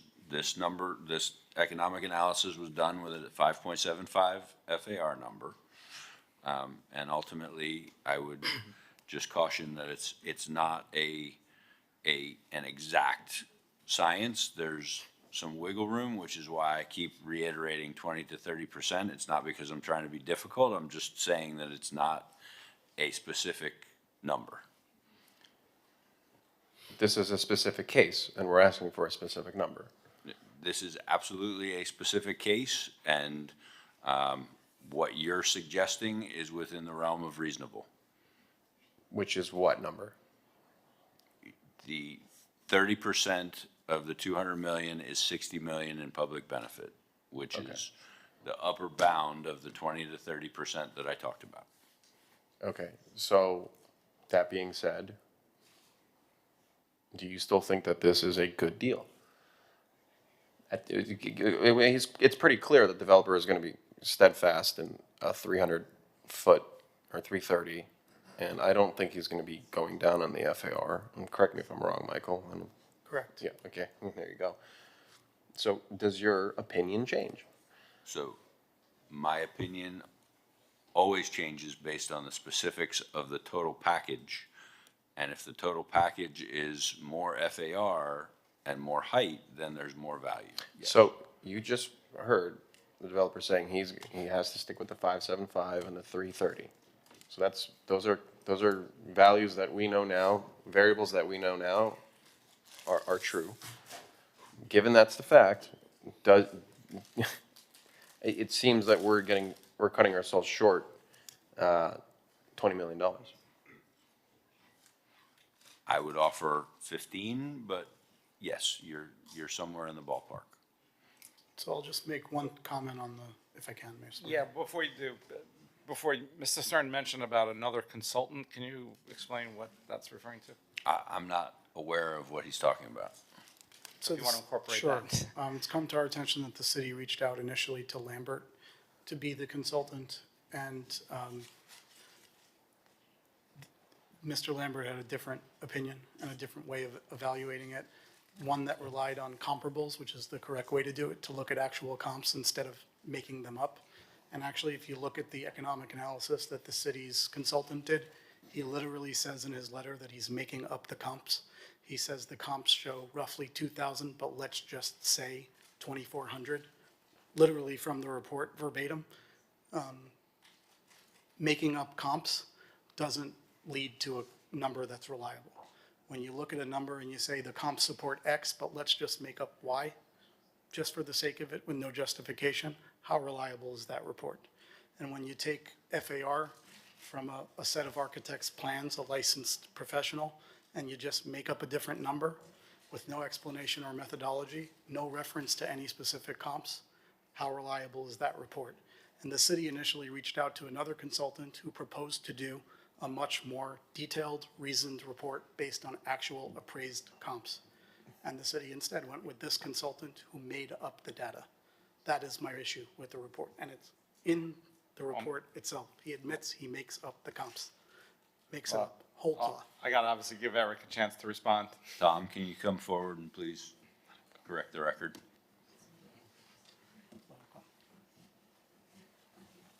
First I'm hearing of any of that. Yeah, if the commission may recall, when we were requested to do the economic study, we had a very quick turnaround time. And so literally the next day, we were reaching out through our procurement office to firms that specialize in this. Andy was the only one that could meet the turnaround time. I don't believe that Andy was making things up, pulling things out of thin air. I agree that he should address these specific questions, but I believe that his data came from what had been recorded under the public records. And so I don't think that he was just pulling things out of thin air or making things up. Commissioner Rosa Gonzalez, wait, Just want to add one point, just. and Rafi wanted to speak as well, but I want to say is, Tom, how long did it take to prepare the report, would you say, roughly? Between 7 to 10 days. Right, so since that time, the developer has had an opportunity to put together a report, but yet they haven't. And they're sitting here shooting from the hip, telling us about their expertise and what they think and what other experts would have said and should have said, but yet we don't have a report here today. So that's all I would say. Commissioner Rosa Gonzalez. A few things here, because we have a lot of people from the public that we haven't heard from. How many of you are here, out of curiosity, in favor of the project? Raise your hand. How many of you are here opposing the project? Okay, that's fine. Just wanted to know. So I've been in Miami Beach since 2015, and I wish that on some of the other projects that we came before us, like Five Park, that we would have negotiated like we are right now. Because I've never seen this before. We got a park, the cost of the park, what was it? What was the cost of the park? It was about $80 million in land value. We got like $8 million, plus they built a park, so it was like nothing. 80? 80 million? That land value was 80 million? That's correct. Oh, okay. Well, that's subjective, because that's not even waterfront. I don't know about that. And then on Ocean Terrace, we got a park, and what did they give us? Since the park was on our land, it was really the $15 million in construction cost. Okay, Ocean Terrace got the entire thing for a park for 15 million. So we've come a long way, and I'm really glad that we're having these conversations right now. So I want to thank Commissioner Suarez for getting the economic analysis, for looking at it from this financial standpoint, which makes, I know our zoning attorneys very nervous, because this is not how you're supposed to discuss zoning. It's supposed to be about what's good for the public and what's not. Now, this is such an odd, complicated situation, because you have this homeless shelter, okay, that has, how many homeless are at the Bikini Hostel right now? Over 100. Over 100. And by the way, it was very emotional, because we were all there the night that it happened, and it was feeling really awful. I was there with Commissioner Magazine, Commissioner Fernandez, and Commissioner Suarez. He was zipping around. Yes, he was. And there was nothing that we could do about it. So it's been awful, and we explored everything that we could do. Speaking to the homeless, we haven't been able to do anything. And I see Mr. Fellig in the audience, who sends me messages every single day ad nauseum of different homeless people that he sees defecating near the supermarket that he owns, different horrible behaviors. A homeless person even came to his house. I'll let him tell that wonderful story of getting your sofa soiled, but I know that you're traumatized by it. He's traumatized. And he has let me know many times, okay? And so so we've got this pressure. I have different people from the neighborhood who are complaining about the homeless shelter. So that's just one thing. Then you've got this building. Let's just put this into perspective here. We have 1250, right now. I haven't been into 1250, and somebody did say to me, you need to go and see the apartments. But I've heard that it's in such horrific shape that it wasn't built to be an apartment building, was it? Healthcare facility. It was built to be a healthcare facility. So you have these tiny units, which some of us could say serve as workforce housing. But what's happening with these units is that the building has so much mold that if you don't have, and this is what somebody who lives in the building told me and who had entered into a contract to sell to Mr. Stern, and the owners in the building approached him to sell it. So, I mean, we did not invent this on our own. We didn't say, come and give us a development. You have to have 2 dehumidifiers going at all times. And if you turn the dehumidifiers off, the apartment turns like black with mold extremely quickly. I know how this can be because I actually grew up in a condo that was built in 1970 in South Florida. And we had to have dehumidifiers running back then. So this original building was built when? Do we know? 50s, 67. 67, exactly the same type of structure that I have. And those are like AC cooler units on the, I mean, like this building is in trouble. They cannot afford the special assessments or to fix it. So what?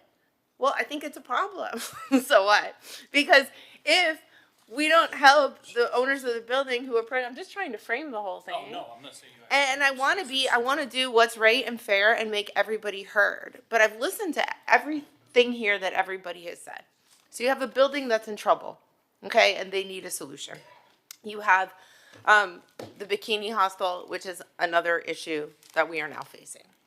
The only issue that I see is the fact that Commissioner Suarez says a little bit more money, the administration says a little bit less height. But what if we just exchange that?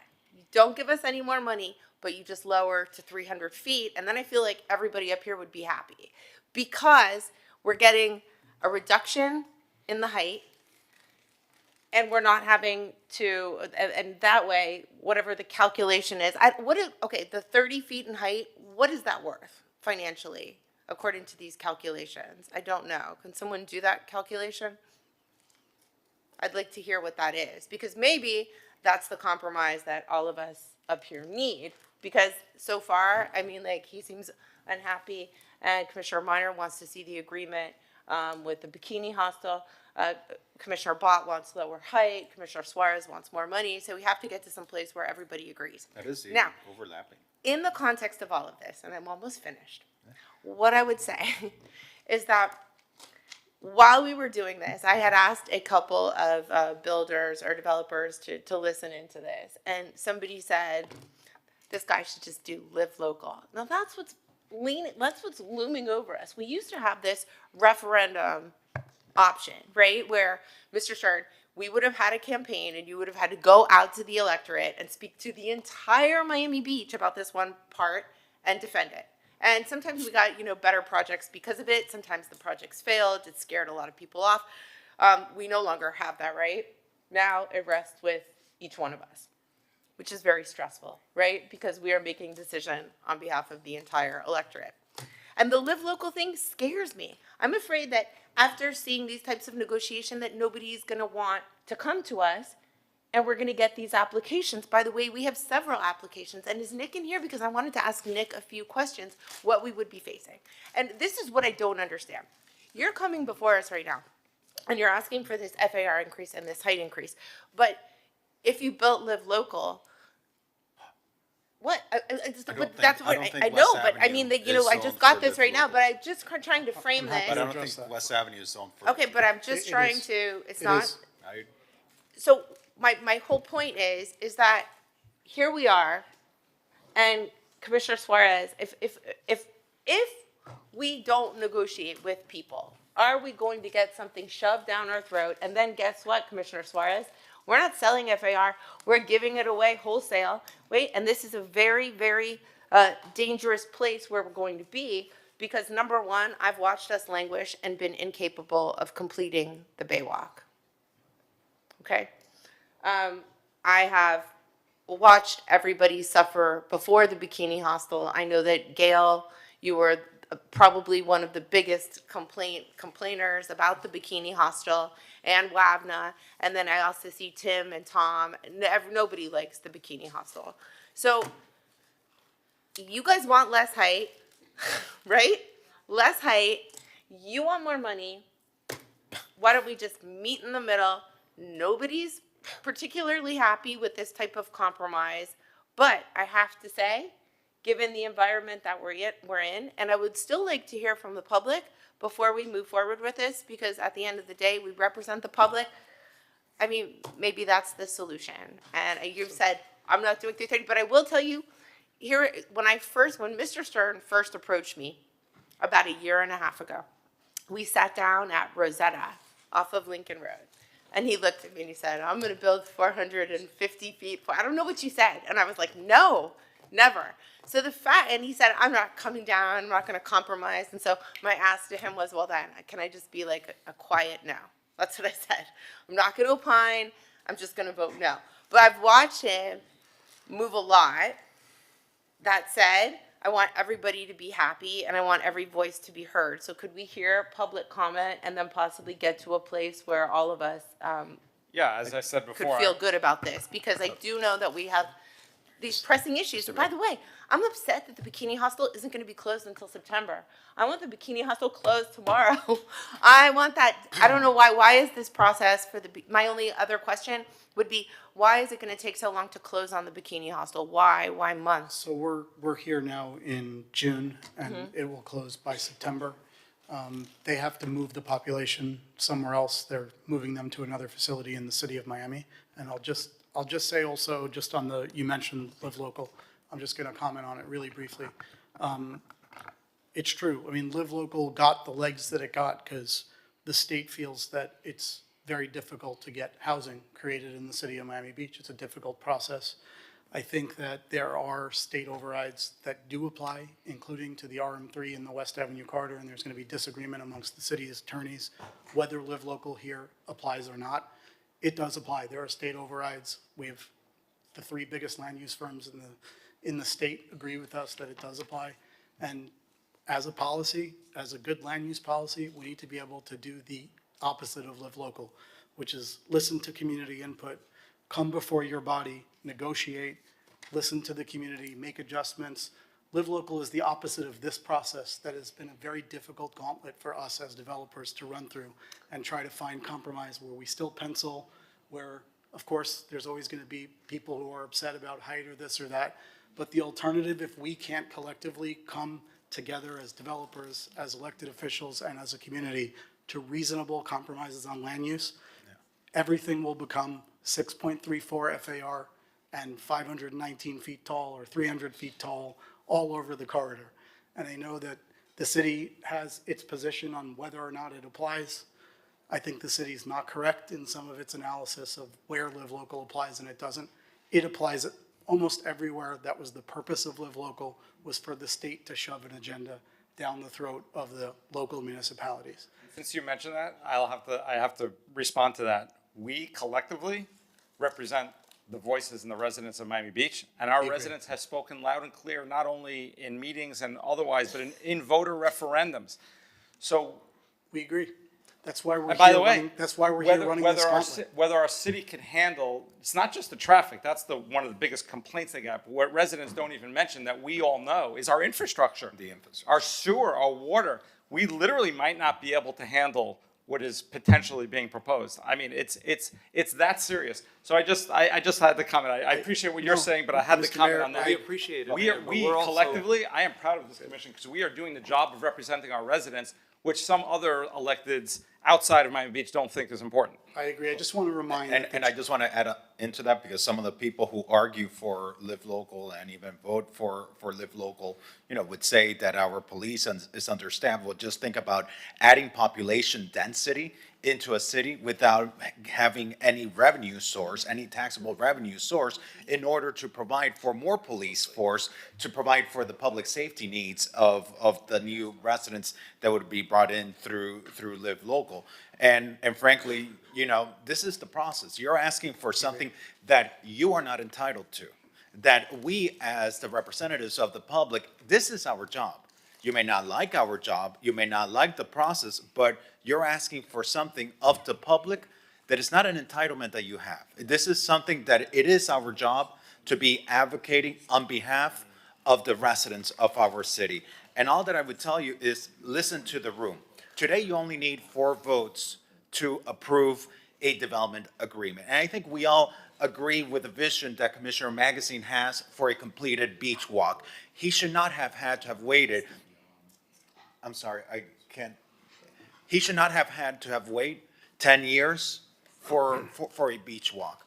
Our residents shouldn't have to deal with a makeshift homeless shelter in their neighborhood. Our homeowners shouldn't have to deal with homeless individuals defecating outside their home. So I think you have the support for a development agreement, but I'm hearing from my colleagues that they prefer the administration's recommendation to a more moderate height, to a more moderate FAR. And that would make the public benefit currently proffered more commensurate with the approximate additional value attributable to the increased height and FAR. And so while you may have support today for a development agreement, I think you just really need to listen to the room as to where you're going to be June 25th. Because I think when it comes to June 25th, we're listening to our professional administrators who are telling us that they have concerns with this height and FAR.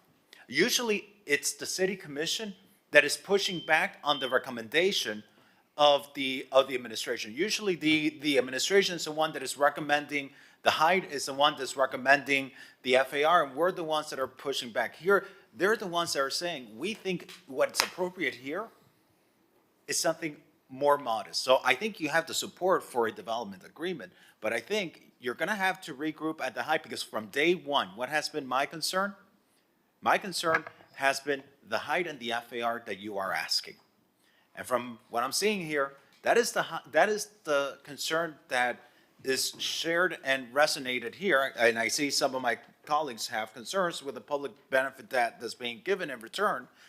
But there is a common ground to be found here. And that common ground is we approve a development agreement that's before us, but you really need to go back and look at the zoning and bring back something that our professional administration can recommend. Commissioner Rosa Gonzalez. The only thing that I would add, where's Tom Mooney? I've never seen, I mean, he's always over recommending. So the like, you know what I mean? So for him to say 300, you know, if you can come down to the 300, I think that's better than going up in calculation. I think it comes together. I mean, like, why the 300? Explain. So if you may recall, in the commission memo for the LDR and comp plan amendments, we made 3 major recommendations. We recommended that the maximum height be reduced to 300, that the FAR be reduced to 4.75, and that the current side setback requirements be retained, so you didn't have quite the girth that they're proposing. And the reason that we came up with those recommendations is because we looked at a couple of different things. One, we had to look at the totality of the current zoning regulations, and these zoning regulations were put into place in the late 90s in response to overdevelopment. And that's basically been the plan for the area. And the building just to the north of this site, Monad Terrace, was designed and built quite successfully with these development regulations.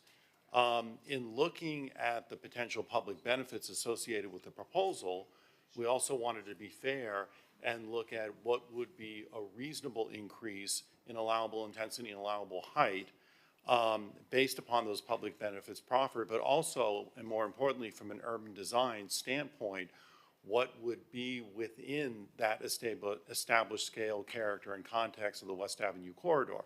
So taking into account larger buildings, such as Bentley Bay, such as the Waverly, which were built pre-down zoning, along with those buildings that were built during the 1960s and 70s, like Mirador, like Bayview Terrace, and then more recent buildings. We concluded that a more reasonable compromise would be a maximum height of 300 feet and a maximum FAR of 4.75, along with the preservation of those existing interior side setback requirements so that the light, air, and view corridors are better preserved. The current height there is what, allowable? 150, And is that something that we brought down? yes, When did we do that? 1999.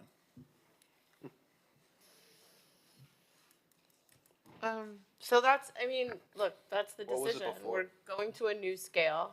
What was it because this- before? I believe at one point, it was either RM3 or CD3 on the bay. I think it was RM3. There may not have been a height limit. Then a height limit was installed, and I think it was close to 400 feet. That's how the Waverly was approved. They were either right at or just below the maximum height at that time. And Tom, as an allowable use right now, could they build a short-term rental condo hotel? Yes, oh, well, they couldn't build a hotel, but they could build a multifamily residential apartment complex with substantially more units. I think they could probably get. 286. Yeah, 286 units. If they wanted to just max out the number of units as of right, all of them could be short-term rentals. So exactly what we see in North Beach, and we all sit up here and lament, why didn't we do something sooner? So you said the Waverly was when high limits were set, right? Yeah, That's also when we put in, after that, I think it was also, that's around the time of Akoya and.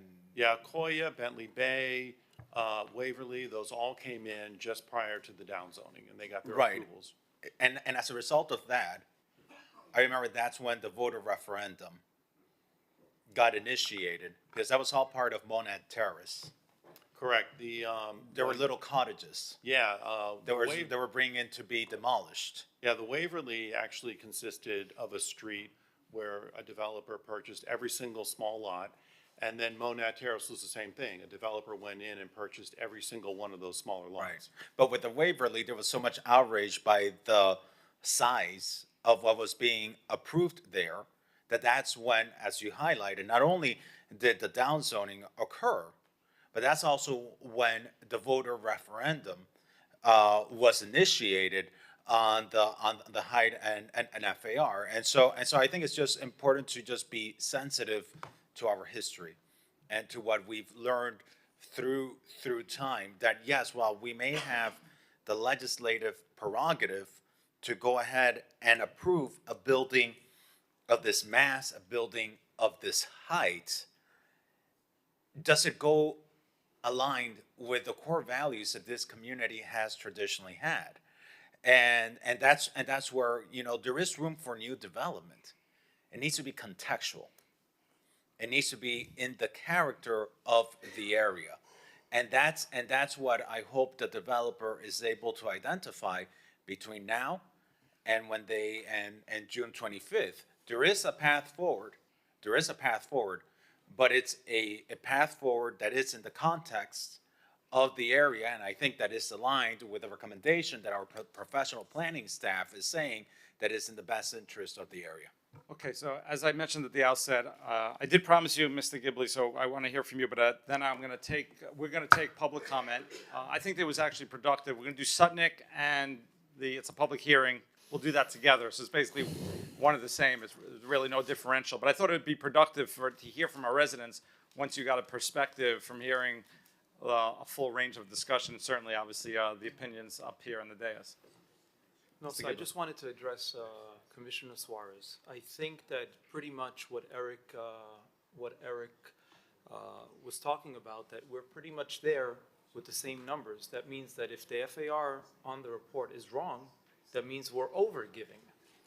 Okay, because what he was talking about is that if it's 30% flawed, let's say we're at 200 million, if it's 20% of that, on the lower side of it, and this is talking about a report that is perfectly done. Let's say that this report is really, all reports of this magnitude are 30%, could vary from side to side. This report doesn't have land prices, doesn't have finance fees, doesn't have brokers, doesn't have, forget about the FAR, it doesn't have, comps that are true. So how could we negotiate about something that is a number just thrown out in the air? So I think that even with the number that you do have, looking at Eric's numbers, we're right there. There's really, and he's talking about, and the report was done not on 300 feet, it was done on 330. And we're still right there with the numbers. And that's meaning the report is not really that much flawed. And we feel that it really is. That means that we're actually over-giving more than the additional, more than the 20 or 30% that he's putting in. And I think you need to really, and I respect the negotiation. We're also two guys that are up here that are residents of Miami Beach. We care about this city. We're not a fund out of state. We care about it. We understand that live local doesn't work here. It might work on the site, but it just doesn't work for our city as a whole. And I think for someone to put that type of stuff in a report, okay, it's really unprofessional on that side of it. He's not here to be able to rebuttal on these questions, but it just puts us in a position that his report is fine, and now we have to fight our way to it. But I just think it's flawed. Thank you. Eric, if you don't mind, Eric, the developer sent us, the day after we got this report, a rebuttal, right? Did you send that rebuttal to Andy Dokart?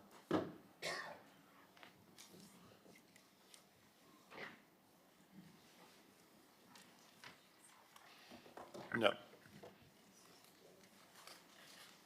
Why not? Andy was going on vacation. He was leaving the country on the 22nd. And so that was a pre-planned vacation. And so we knew he wouldn't have been able to respond to it while he was on vacation. But he is on his way back, and we can certainly send that to him and make sure that he's available for the meeting on the 25th to answer any questions. I mean, Okay, that makes sense, that he would be available on the I'm 25th. surprised you guys didn't send the rebuttal to Andy. I mean, I know he's going on vacation, but I check my emails when I'm on vacation. Let's take public comment. Ralph, take it away. Yes, so everyone who wants to speak, please line up. I'm going to first start with the Zoom callers. So the first Zoom caller is Michael. Michael, please state your full name, and you have 2 minutes. Go ahead, please. Name and address, please.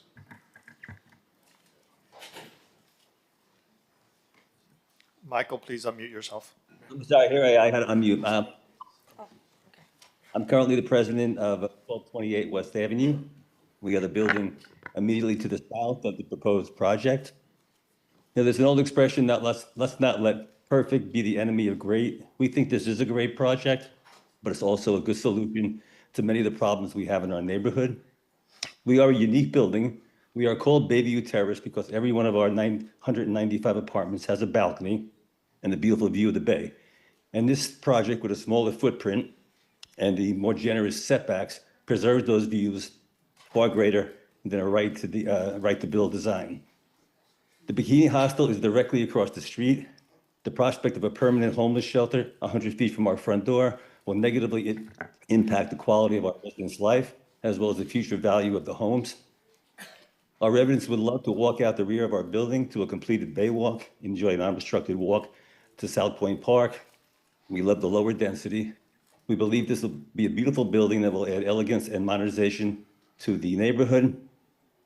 And the last few seconds, I'd like to point out that, yes, the Baywalk completion will help Mr. Stern and also getting rid of the Bikini Hostel, but it also helps all of our apartments. You know, rising tide lifts all boats, and there is value to getting rid of the Bikini Hostel as well as the Baywalk. Besides just the construction cost, there's value that it adds to our apartments to have those amenities and to have that elimination. So we ask that you would approve the project. Thank you. Thank you. Next, please state your name, address, and you have 2 minutes. Go ahead. Oh, hi there. My name is Gail Durham. I live at 1504 Bay Road. I live in the West Avenue neighborhood.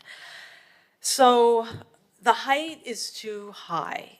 3 of these commissioners were at our WABNA meeting, and you said you wouldn't approve even 1 inch above 150 feet, and that's because you saw the true residents, their opinion. 98 out of 102 people were against any height increase whatsoever with community benefits. The community benefits did not weigh heavily on that. So I want you to remember that. It's too high. I'm not saying the FAR's too big, maybe something could be done, but we don't want to be set up for,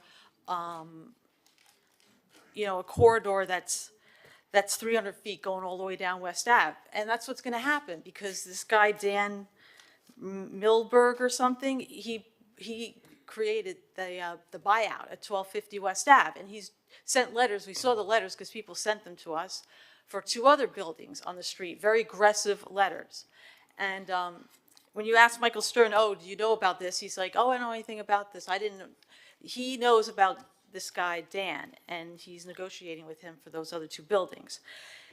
And people are going to say, oh, the mooring field, oh, you need money for the mooring field. I mean, I can see it in the future. They're going to say, oh, we'll give the city 20 million for a mooring field, so give us more height. So that's why we don't want more height. We just see this as continuing.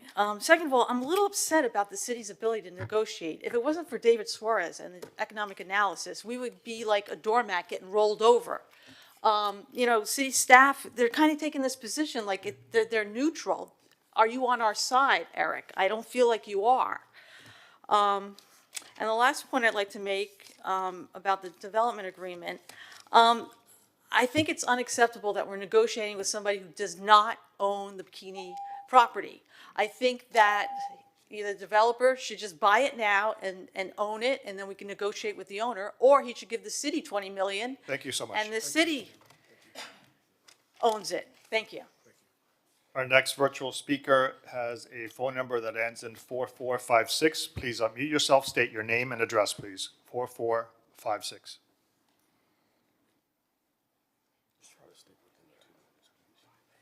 PJ, let's go to the next caller, Jessica Davis.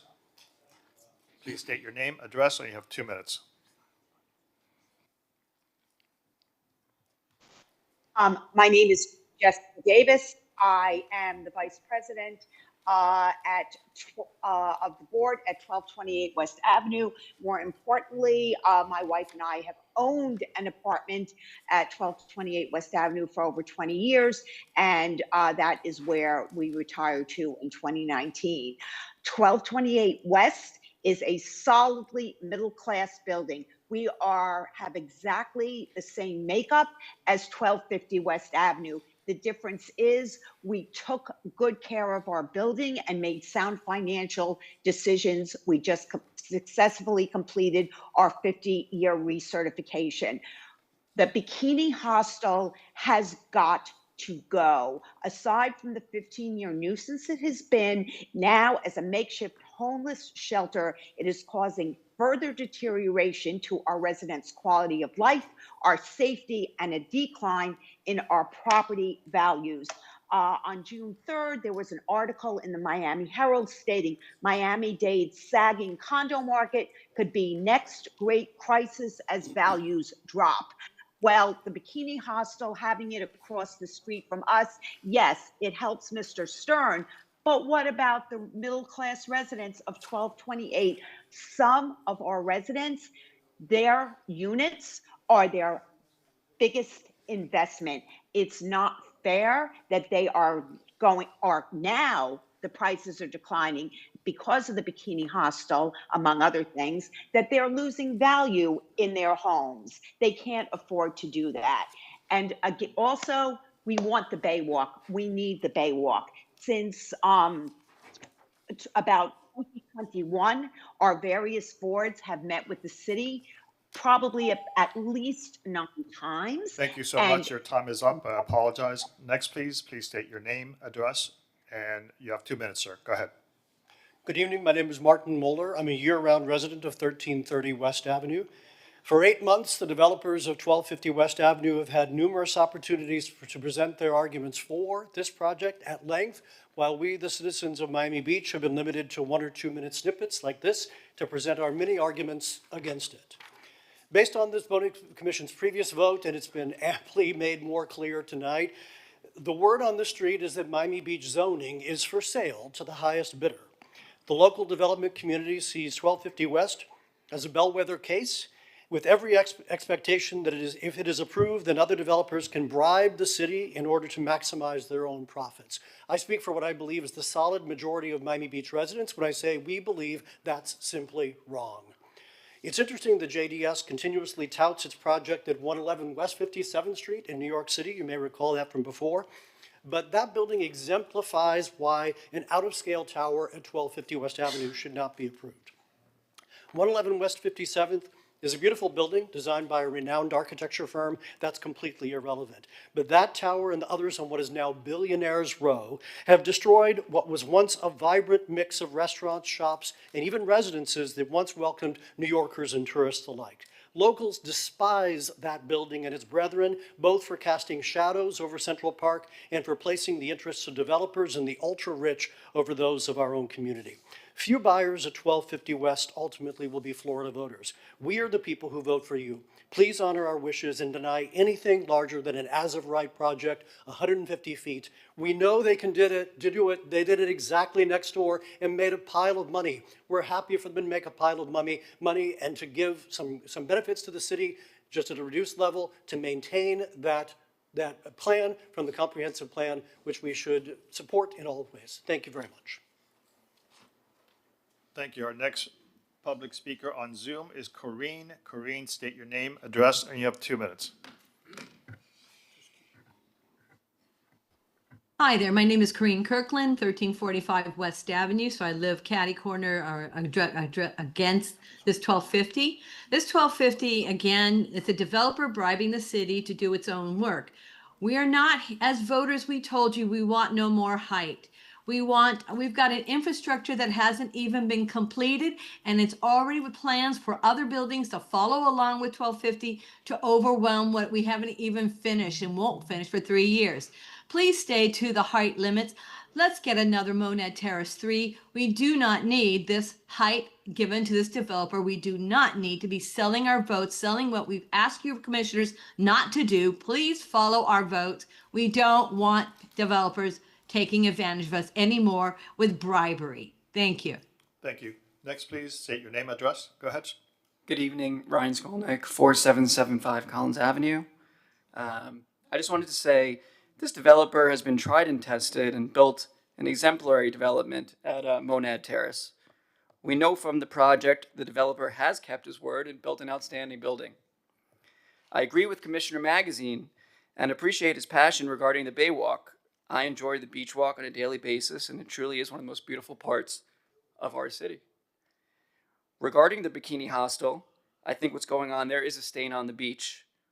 It's an issue just like the Baywalk that I know this commission would like to see taken care of, and I find it to just be an added bonus that the private sector is coming in to dismantle the Bikini Hostel and turn it into public benefit.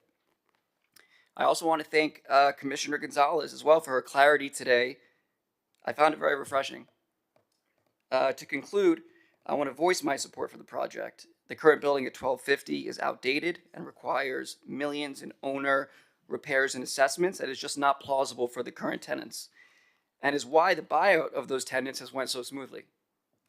As a premier city in the US, we must remain progressive and let seasoned developers better our community. Thank you.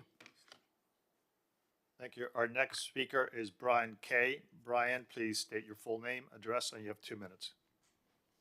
It's Brian Keene. I live at 1000 West Avenue. And I wanted to just, forgive my term, but, it's like the Stockholm syndrome here, where the developer came in at 420 and now the developer's at 330, plus mechanics, by the way, which is another up to 25 feet. So if you look at what the city is proposing to give the developer 300 feet, you're going to have another 25 feet on top of that. So that's about 325 feet. So we're not really gaining much. Please restrict the height of this project. Let the developer work into the as of right of the 150 feet. And I wanted to remind everybody, and it came up earlier, thank you, Alex Fernandez, for reminding everyone that the Monad Terrace used to be homes that were then given a variance to build up to 150 feet. And so now they're coming back for more and wanting twice the amount. So I don't think that's fair. Approval of this will set precedents, and there are other developers waiting in the cut to just see what happens here so that they can move forward and pressure the city officials to approve their projects. I think additionally, The Bikini Hospital has existed and is a problem, but you realize that it's existed there at the same time that Monad Terrace has existed and has sold at millions of dollars per unit, per square feet. I think using it as a cudgel to try to convince everybody that we need to take this developer's flawed, assessment and higher height is really inappropriate. You were elected to uphold our laws. Please uphold them towards what are on the books as residents.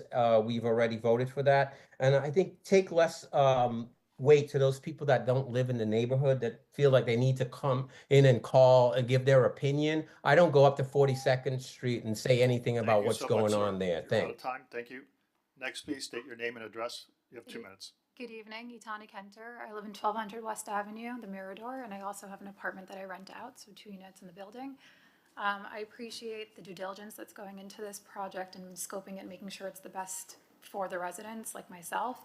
That said, after sitting here and listening over the last 2 hours, I still feel as I did when I walked into the room, which is it's a win-win. I really feel there's urgency around actually the kind of benefits that are being proposed that will come out of this project.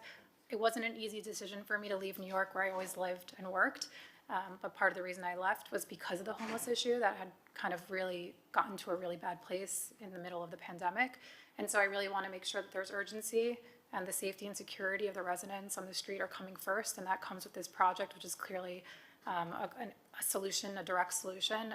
Additionally, like you mentioned, I would like to see a future with a family on the street. I would like to be able to walk the Baywalk with my future children. And I think the public benefits here clearly are kind of win-win for everyone in the community, not to mention the value of the properties will go up. I know a lot of people in my building in particular, our working class, have had an owned property or owned units in the building for many years, and that's their future, is the sale of their property. And so what comes with this is higher value, safety, a better community around us. So I think it's win-win. I maintain that feeling even after listening to the conversations today, and I hope that that you are in support and we move forward with the project. Thank you. Thank you. Our next public speaker is a Samson SM. Please state your full name, address, and you have 2 minutes. Yeah, this is Paul from 1250 West Avenue. I'd like to know why we haven't closed yet. We were supposed to close last November. Has anyone checked Stern's finances? We've been in limbo. No one in 1250 has gotten paid anything. I'm Homestead. I was not given anything extra. And what we were offered, we can't even afford to buy at 1200 West next door. Cheapest unit in there is about $800,000. Also, I want to know if Stern's going to help us pay our moving expenses if he ever does close. Thank you. Appreciate it. Thank you. Next, please go ahead, sir. State your name and address. Yes, my name is Jorge Betancourt. I live at 1250 West Avenue. I'm a board member. I've been there for 30 years. Board member for 30 years, president for 20 years. I moved to the beach in 1984. Very proud of all the work you guys have done. I'm also a teacher. I teach at Nautilus. I've been there 25 years. I'm the coding instructor. Thank you for addressing the homeless. I walked out the other day and it was so scary to see the fights that goes on. I feel like I was in a zombie movie. The kids tell me they don't want to ride the bicycles anymore on that area.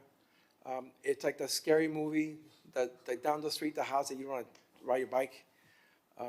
So thank you for addressing that. Bay Garden, it's like the welfare paradox, where welfare helps some people and it becomes like a financial trap. It has become a financial trap for the owners. 80% of the owners are investors and they do not make ends meet. Between both assessments, SERS, full mandatory reserves, they cannot afford to rent out the units and break even. So they have approached me on a personal level because it's very difficult to talk about finances, and they're saying we can't do this anymore. And I feel like I'm here on a proxy, but 99% of the owners ran to the developer. All I did was provide the platform. I got a letter from, I'm running out of time. Can I have 1 minute or no? Can I? 4 years ago, I was approached by Avis and Young. If you want to know the history, I have the email here. I just looked at it while I was sitting there. They wanted to have a conversation with the owners and myself. So I was completely lost. I'm like, I don't know anything about Buck Sale. So I called Becker and Polikoff. I talked to one of the partners, and I said, David, we need help. I said, I need to bring a sense of neutrality here. Take another minute. Yeah. All right, thank you. Can you help us? Can you guide us through this? So we set up a Zoom meeting with all the owners. They chaired the entire thing. I kept my mouth quiet because, again, I wanted to be neutral. There was one owner that owned 70 units, and we were all waiting to see if that owner was bolted, which he did. And then the rest just kind of within 2 years. It's very difficult to reach a Buck Sale. It's like a world record. You can get to 70%. Getting to 80, 90, 95% is almost impossible. The fact that we are at 99% says that people are desperate to get out. So thank you for your time. I would approve you in a higher building because I love Monad. I wake up in the morning, my apartment faces, it's a vertical garden. It's a building of the future. I've done things with the kids about city of the future and the robots, and this is what we want to see on the beach, something as beautiful as that. So thank you for your time, and Thank you. Our next public speaker is via Zoom. Screen name Jimmy's iPad. Please state your full name, address, and you have 2 minutes. Good evening, Mayor Minor and commissioners. My name is James Bass. I'm a lifelong resident of Miami Beach, graduated Beach High. Frankly, I'm shocked to hear opposition to this project. We all know there will be some people who are against everything, but when you stand for everything, you ultimately stand for nothing. You were elected because you stand for us, the residents, and today we're asking you to support this development, not for the developer, but because it will enhance our lives in real, tangible ways. Let's count just a few of the benefits. 1, remove an outdated, deteriorated building that has long outlived its usefulness. 2, bring us beautifully designed modern structure that meets today's building codes and standards. It'll eliminate the unsafe, problematic bikini hostel, which has become a burden on the neighborhood. 4, completes a long-awaited Baywalk, something the community has been promised for years. It opens doors for public park or meaningful use of space instead of a homeless shelter. Saves the city money by eliminating the need for 24-hour police presence on that property. And what's the objection? That a new building is a bit taller? Let's be honest, Flamingo is taller, Waverly is taller. This is not a debate rooted in fact or fairness. You become public servants to make our lives better, to protect our safety, and guide smart growth for our community. Please approve this project today. Let us enjoy our neighborhood, feel safe, and be proud of where we call home. Thank you all. Next, please, sir. State your name, address. You have 2 minutes. Good evening. My name is Marco Gojanovich. I live in Sunset Harbor with my wife and 2-year-old daughter, and I've lived in Miami Beach for about 20 years in many different locations. I truly care about the future of this community and absolutely love how far the city has come with our rapid growth, with truly amazing people, families, new businesses, new restaurants, and new development. That's why I'm here today to voice my strong support for the proposed development of 1250 West Avenue. We recognize that cities grow and evolve, and with that comes a need for new development that respects the past while also prepares for the future. This development is not only replacing an aging and unsafe infrastructure, but it's part of a long-term vision that supports thoughtful growth. The design is sleek, appropriately scaled for that area, and includes setbacks that ensure it integrates visually and naturally with its surroundings. Since starting a family, safety has obviously become a top priority for me, and seeing occasional disturbances is something I wouldn't wish for anyone, and that's why removing the bikini hostel is a must and a great contribution to this project. Along with changing the bikini hostel site into a public park, I'm super excited about finishing the Baywalk. Making Miami a truly walkable place, I think, is a must and what we all really want and desire. That's a real investment in families and community life, and something that will make the neighborhood even more enjoyable for everyone. I urge you to support this project. Thank you. Thank you so much. Our next virtual speaker is James Julius. Please state your full name, address, and you have 2 minutes. My name is James Julius. I live at 650 West Avenue. and I'm here today to voice my strong support for the redevelopment of the property of 1250 West Avenue. As well, I also own Harbour Club, just in Sunset Harbour, a few blocks away from 1250 West Avenue. As a neighbourhood, it's time for us to look ahead to embrace the change and invest in meaningful improvements. This project represents exactly that. The Bikini Hostel has increasingly become a source of disruption. It's more than just an eyesore, it's created an atmosphere that makes residents feel unsafe, and that should never be acceptable in a neighbourhood where people live, work, and raise families. My wife and I have a 9-week-old baby boy, and it's difficult for us to feel safe walking in our own neighbourhood. This redevelopment is an opportunity to remove a problem that's been holding us back and replace it with something that moves our community forward. As a business owner, I could attest to seeing our clients feel uneasy with the homelessness situation around West Avenue and Sunset Harbor. I've even had homeless people wander into my business and try and take stuff off my shelves. We can't ignore the issue of the homelessness that's become more visible around the area. I'm not here to point fingers or complain. I care deeply about finding a compassionate solution, but the current setup isn't helping anyone. Leaving things the way they are without service, without structure, and without a solution isn't solving the problem. It's only pushing it around and hurting everyone involved, especially the most vulnerable. The redevelopment proposal gives us an opportunity to do better for everyone. It's a chance to turn a troubled property into something that brings real value to the neighborhood, something that's thoroughly designed and managed with care and that respects people that actually live there. It's a step towards creating a safer, cleaner, and more welcoming community for both long-time residents and newcomers families, for workers and for business owners like myself. So I'm asking you to support the proposal, not just for me, but for all of us who call this place home. Thank you. Thank you. Next, please state your name, address. You have 2 minutes. Yes, Donna Magazine, 650 West Avenue. I'm here today to speak, as I said before, on behalf of myself, not because I am the commissioner's mother. I only request that the people that spoke before me in such a positive way were so eloquent in all of their presentations. There's nothing that I could say that could increase a more positive approach as to why this development should go through. I'm not here just to support the developer, but the whole environment. I am very hard to understand why this 30 feet is of such contention, since there are so many other buildings along the bay, from down at the Continuum all the way up past the Waverly, that are much, much higher than what is being proposed. This 30 feet, when I look into the future, I go, does these extra units not bring profit to the city's revenue? I can only say, like we're talking on today, but we also have to talk to the future. I can't afford my taxes going up any higher, guys.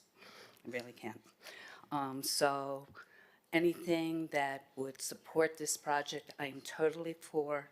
The Bikini Hostel is very threatening to me. Very, very frequently on Saturday and Sundays, early in the morning, I walk up to babysit up on the Venetian, and the comments that are made to a senior citizen, I can't even imagine the young girls that are walking around, or their children, the comments that are made. It's very threatening to me. Thank you for your consideration.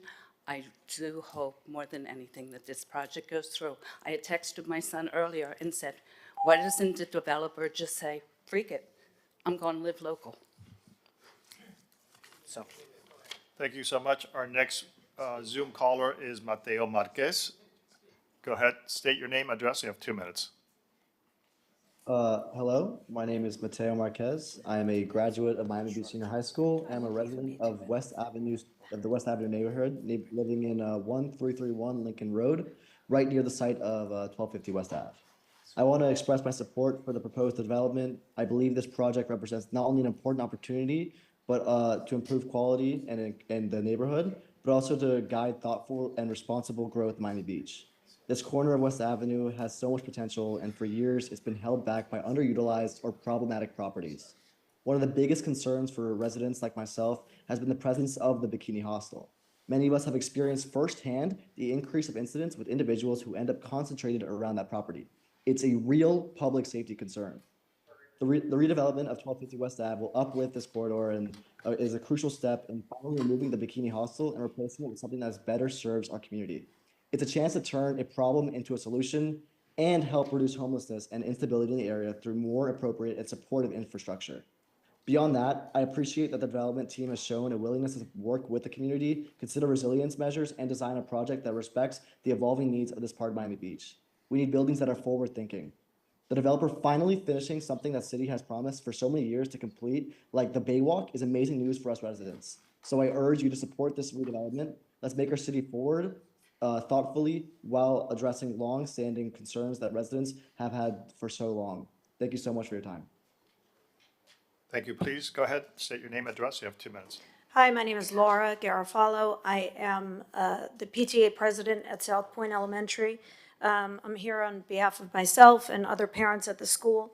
The number one issue for every family, child, and resident is public safety. I moved from New York City, where I grew up in the 70s and 80s at the height of the homeless epidemic. I can assure you that dropping a homeless shelter in the middle,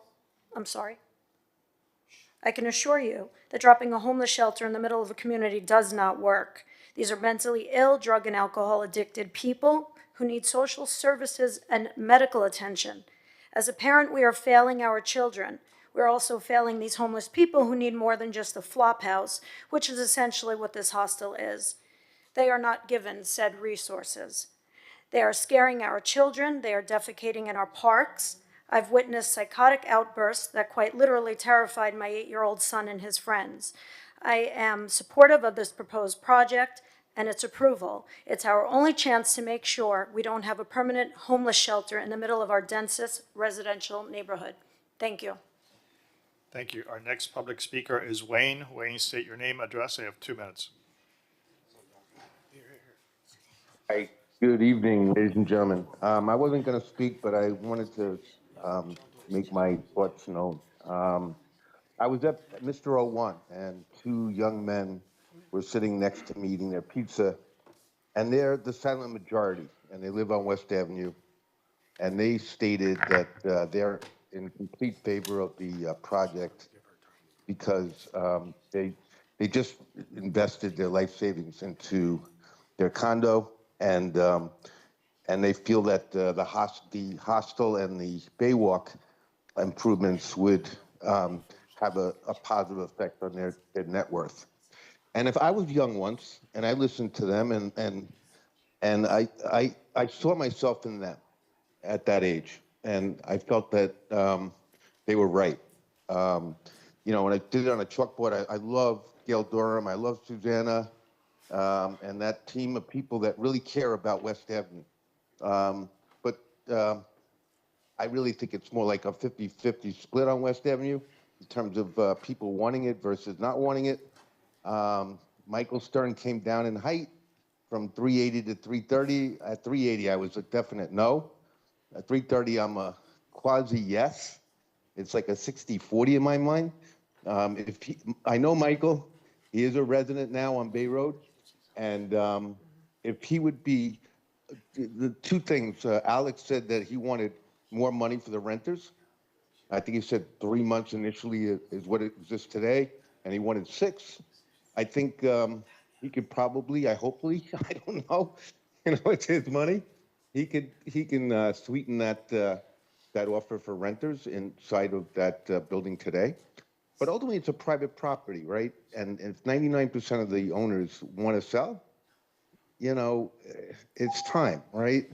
And Thank you that's so much. it. I apologize, but your time is Thank you. up. Go ahead, please. You have to state your name in 2 minutes, please. Yes, my name is Emilitos. Susanna Prokop, 1200 West Avenue from the Neighborhood Association West Avenue, and I will dedicate my time to Amy. Just to speak for a few extra seconds, I also live on West Avenue. I'm sorry, your name? I didn't catch your name. I'm sorry, Emilitos. Got it. Thank you. Sure.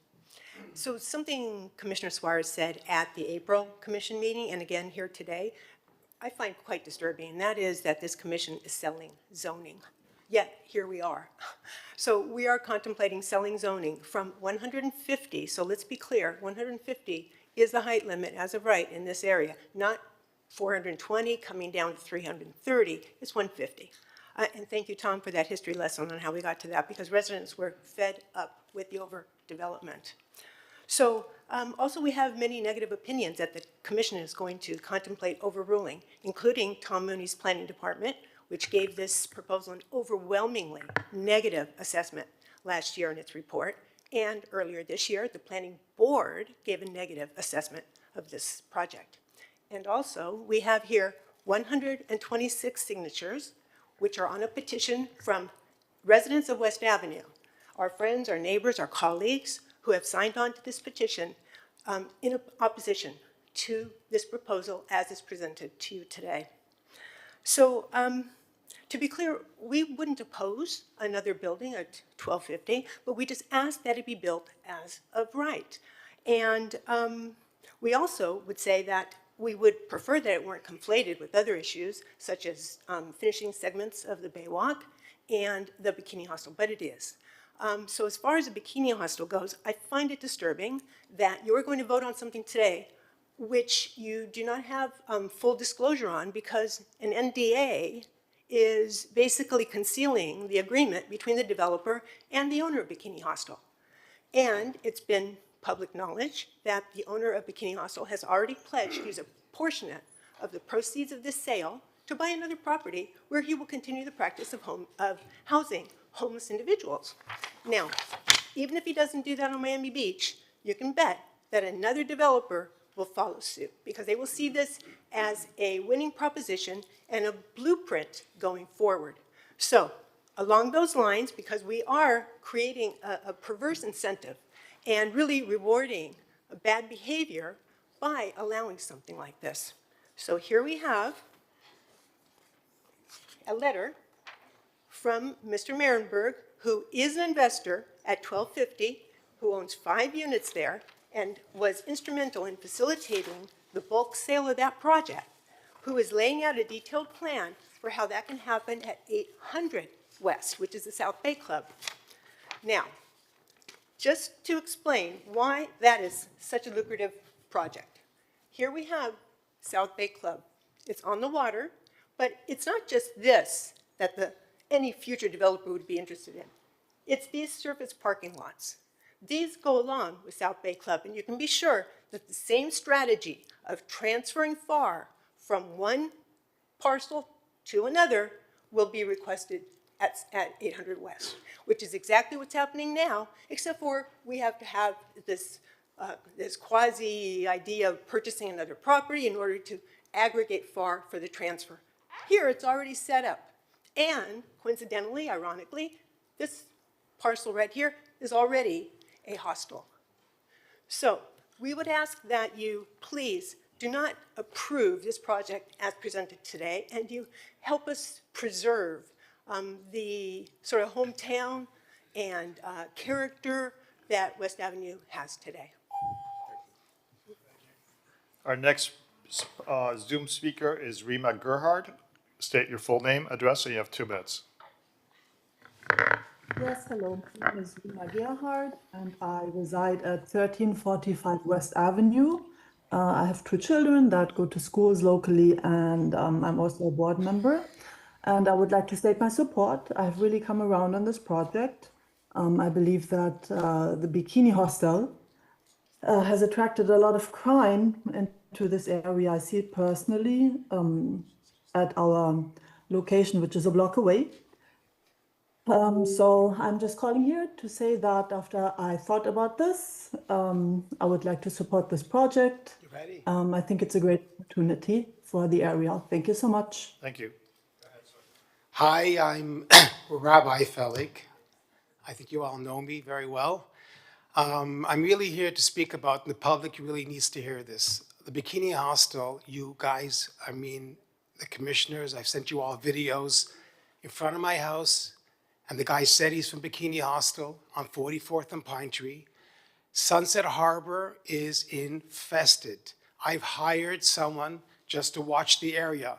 This last episode, I don't know if you know about this, Joe, about the homeless we found living in Fresh Market, in the utility room with propane cans. The whole building could have blown up. and I only know this because Touch of Class, which is adjacent, told me that there's people going into the building, and we have identified them, we called the police. I mean, I handled actually having them escorted out. This goes on a regular basis. I myself, so it's not anybody else, in Sunset Harbor, they're defecating, I am cleaning the area up. I mean, it's really gotten bad. And I've called the city manager many times, and what have you said? There's not much. What have you said to me when I've called you about the homeless? I've told you that I can't hear you. there are very few things in our toolbox that we can utilize. There you go. So what I did was I reached out to Mayor Just to be Cavas. clear, Rabbi Zalman, Right. just to be clear, you're talking about the bikini hostel. Obviously, Correct. we have tools in our toolbox to handle homeless. You're talking about the bikini hostel. Of course. I'm talking about the bikini hostel. I'm talking about also the homeless that are in, where do you think they're coming from? When I moved there in 1978 or 79, Lincoln Road was full of homeless. The whole beach was full of 2 homeless. years ago, it was full of homeless. It's not One now. second. That is true. It's gotten better. But I haven't seen it like this for the last while. And so I reached out to Mayor Cava's office because my oldest brother, who's the rabbi in Coconut Grove, is close to her. I sent her a beautiful email. She responded, put me in touch with Victoria Mallet, if I'm pronouncing her name correct. And I sent her all the videos, all the pictures and everything, not just messages, all videos, so she has it. And she's identified some from the Bikini Hostel, most are not from the Bikini Hostel, was back and forth. Just give me another few seconds.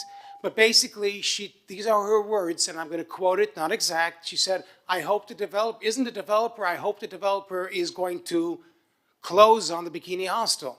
So nothing's been done with that. Yeah, that nothing has been done. That's actually almost disturbing to hear. I'm telling you what she told me. I'm not embarrassed to say it. By the way, I give you credit because obviously we're hamstrung here, and I've said this before, and I'll say it again. This is probably my biggest disappointment as an elected official. Not only the way the homeless trust has handled this, but that nobody from the state, nobody from the county, and I made every effort, and I'm sure some of my colleagues, has tried to intervene and help us. This is a completely inappropriate place, not just for the residents of Miami Beach, but for the homeless themselves. Camilla's house, for example, where they came from, and by the way, which is willing to accept them, and this commission is willing to subsidize the payment, but we can't move them. We can't forcefully move them. Only the homeless trust can.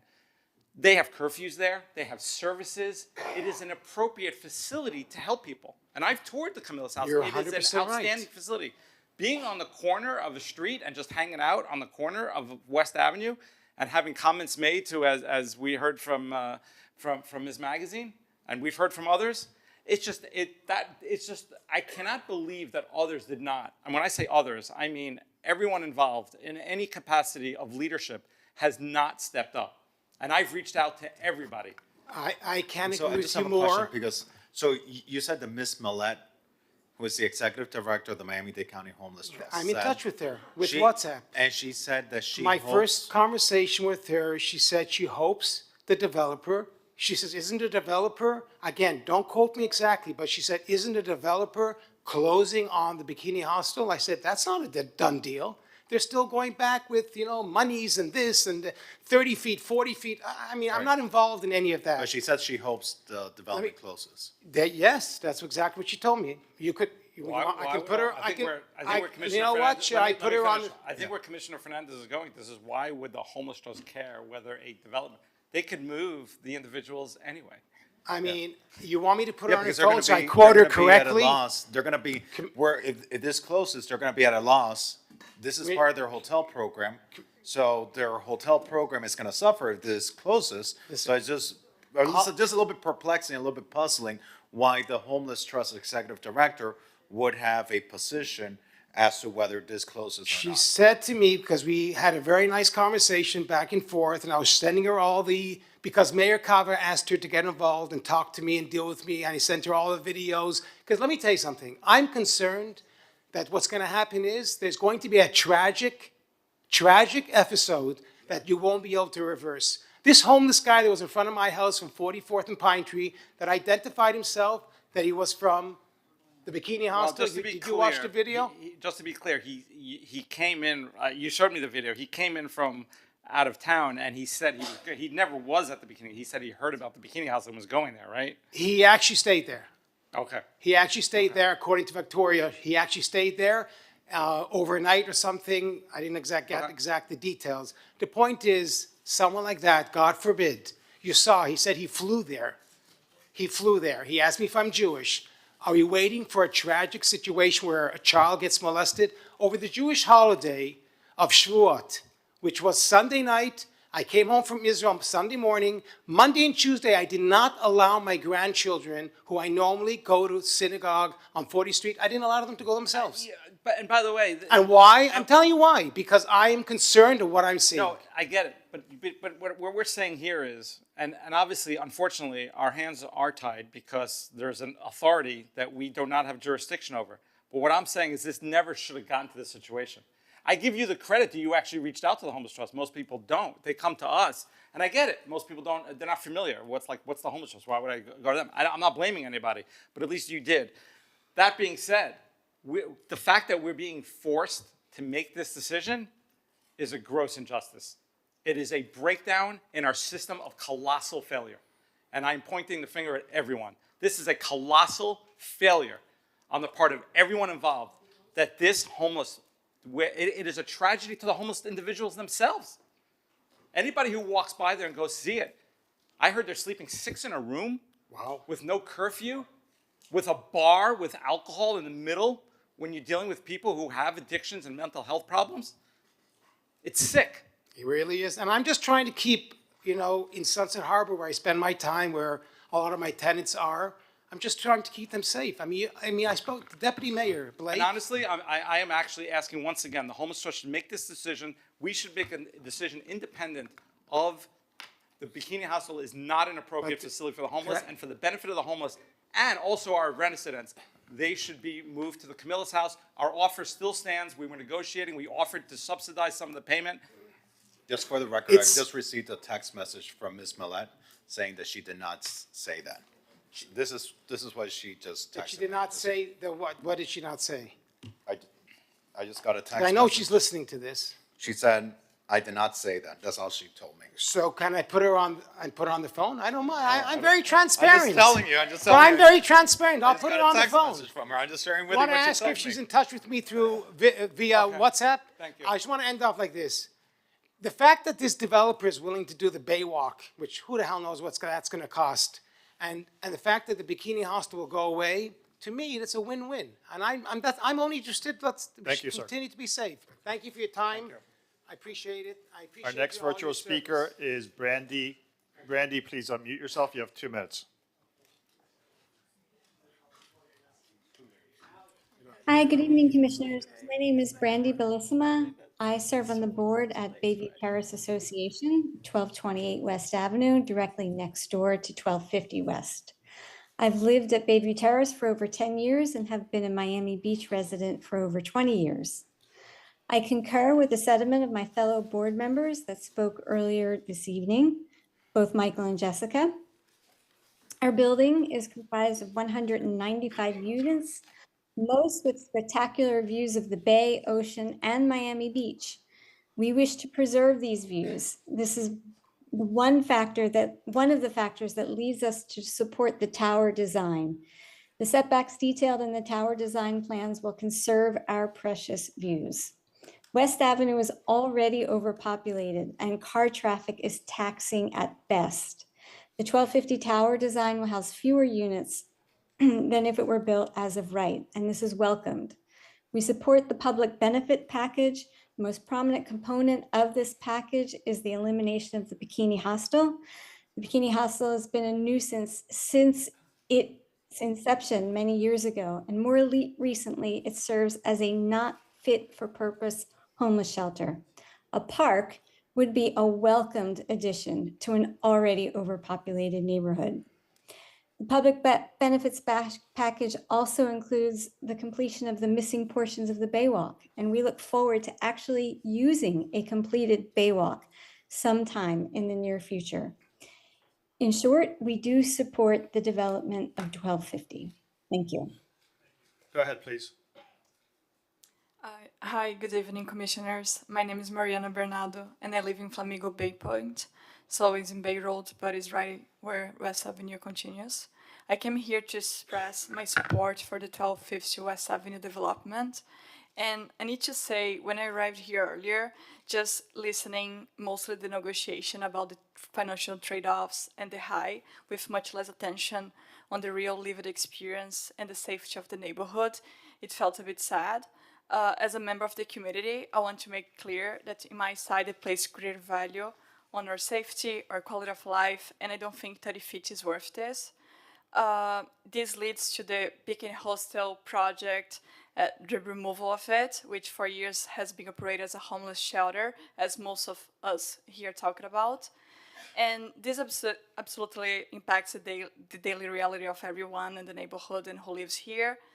But also something to mention to say this not only benefits a private development, but also something that supports as a community making our streets safer, cleaner, and more livable for everyone. I moved over here from Brazil, so I know what is safe it means, and I came here for live a better life, more opportunities, safer place.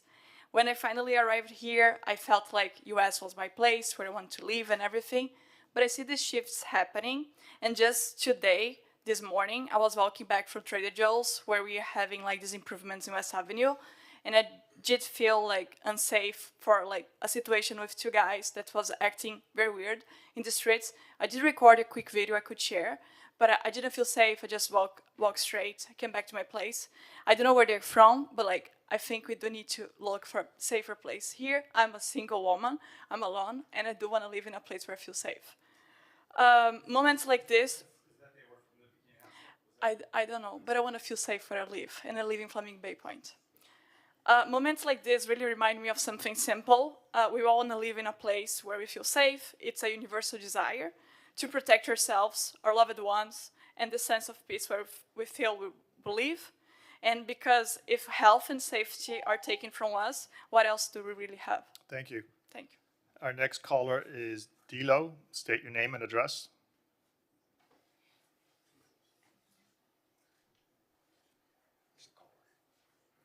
Hello?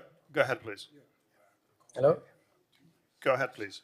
Yeah, hi, my name is Dilo. I'm a resident of 650 West Avenue and a local restaurant owner. I fully support that project, 1250 West Avenue, especially the plan that to place that bikini hostel with a public park. It's definitely urgent since it's unbearable to pass even that area now. And me as a single dad, a father of a son who is 10 years old, I really don't feel safe. The hostel has brought ongoing issues that hurt the local businesses as well, especially here in Sunset Harbor. And it's not a safety place anymore. And this project offers a real solution and bring a new energy in the residents and completely an improvement for the neighborhood. And I think that shouldn't be even a brainer to move forward with this.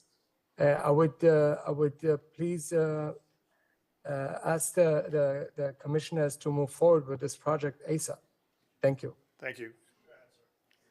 My name is Tom Hawkins. I live at 1300 Monad Terrace, and I'm also a member of the board of Sobe West Association.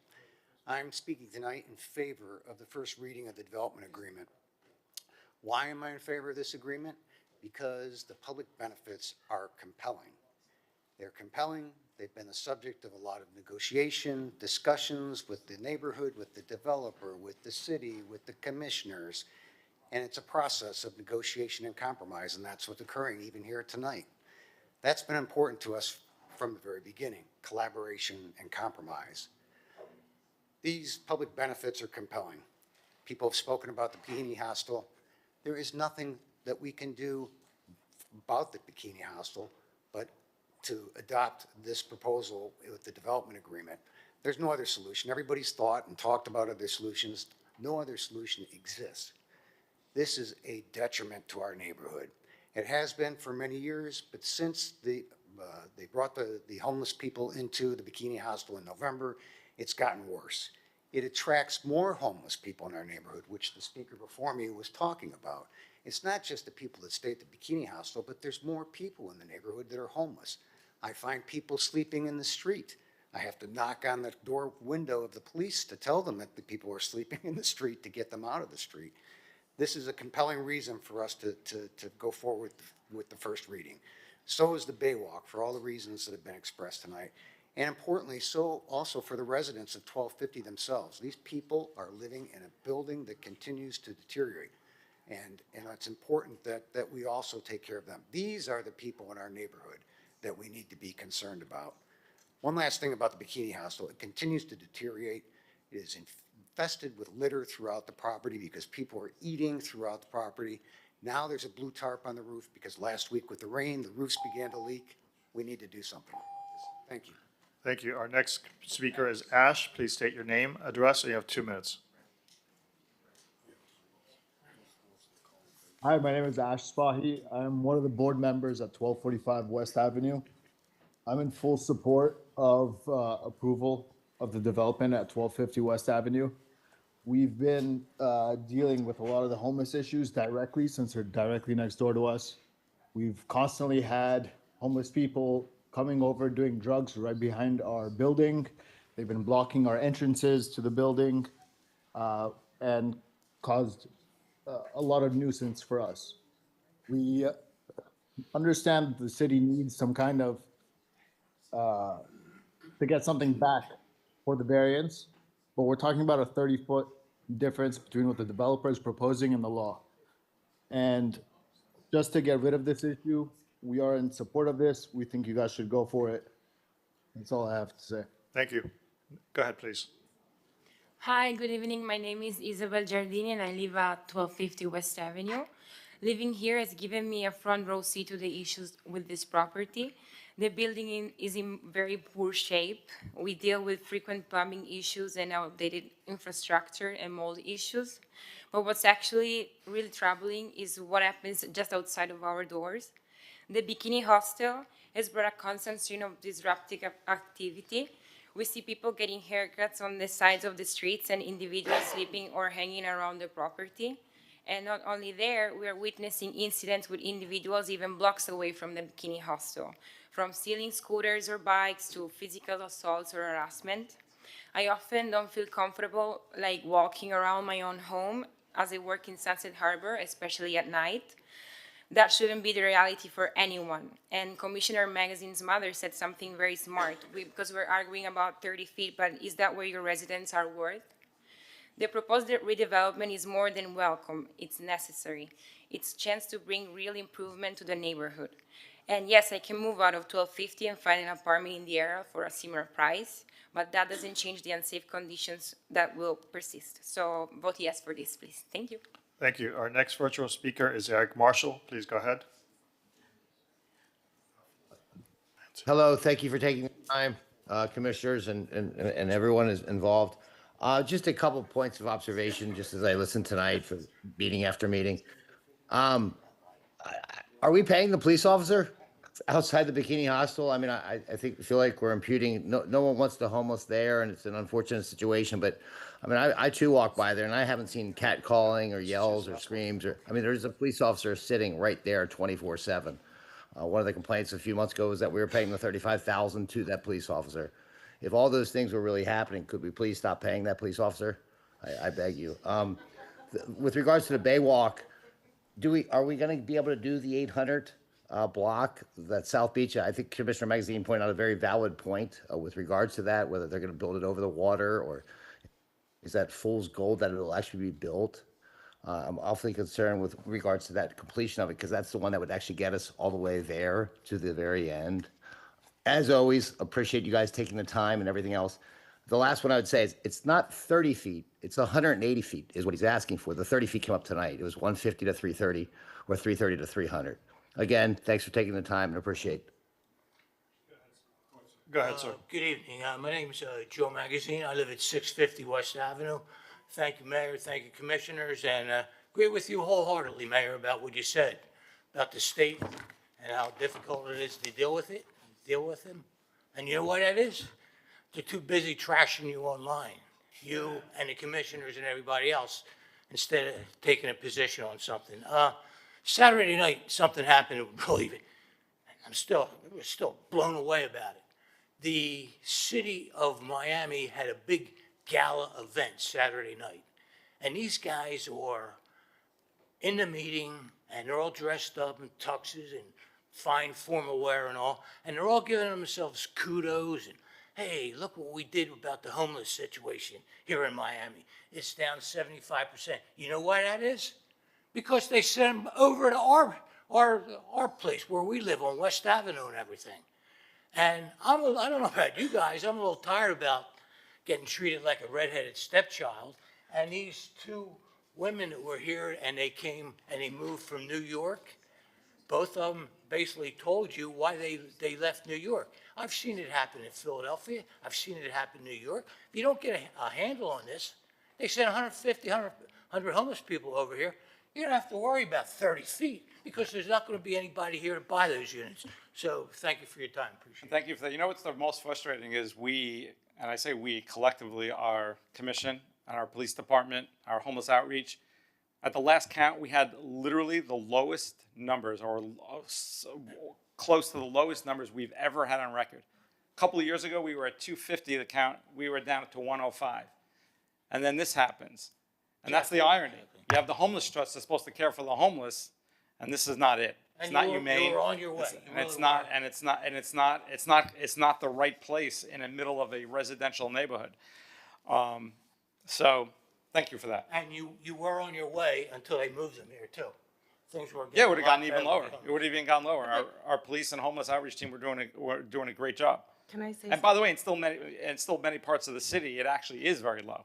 It's the situation, because Lincoln Road, for example, it's clean up. Many other areas, it's actually, we're doing really well with the homeless. It's obviously it's a problem right now in your area in a big way.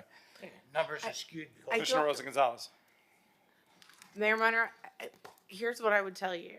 So far, the attitude toward the homeless trust is not working or benefiting us. So I think that they've shown us what they can do with their hotel motel program, and I think further antagonizing them is I'm just not calling. going to I'm not help the antagonizing. situation. I'm saying the I would facts. tell you at this point that we need to go and have serious conversations with the commission, be diplomatic about this, reach out.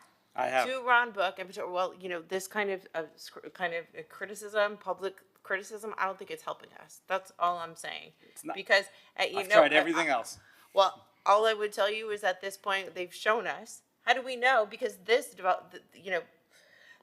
developer said that included in that agreement is an agreement that family is agreeing not to open up one of their hotels. But if we don't fix that relationship, they could open up another homeless shelter. So at this point, we need to, fix this relationship. And I think that should be your focus. I've tried. And further to that point, if I could, Mr. Mayor, I think it also should cause us to look in the mirror about our overall urban planning. When we have areas on West Avenue that are cheaper to house homeless people than a homeless shelter in downtown Miami, right? Think about what that says about some of our areas where we have these rundown hotels, motels, Holidays Inns. Sorry, that's why I didn't go to the music business. But we have these areas in some of our prized residential neighborhoods that operate as these transient suite hotels, that it's cheaper to house homeless people there in the middle of West Avenue than it is in downtown Miami. So this part is looking behind how to fix a situation that is already there, but I'm also working with our city manager and legal, as I'm sure all 6 of my other colleagues are, as to how to make sure this situation isn't replicated. And Gail has been a tremendous advocate of that, of we can't only solve this issue, but we need to make sure this doesn't persist in other places as well. Mr. Mayor. Yeah, and I just want to put forward the record. I mean, I think this commission, previous commission, and generations of commission before us have worked with Gail, with the West Avenue neighborhood associations, in new zoning that makes hostile uses and other similar uses non-conforming in this corridor. And those are mistakes bad urban planning. You are so right. The urban planning that one day allowed that. But we've gone back and we've corrected that urban planning, working with the neighborhood associations and the residents to make sure that that cannot continue in this area. I just want to say again, I think that today, I think clearly there's a path forward. Commissioner Magazine, you highlighted so well the importance of completing the beach walk, the delays that we've had and the opportunities that we have ahead.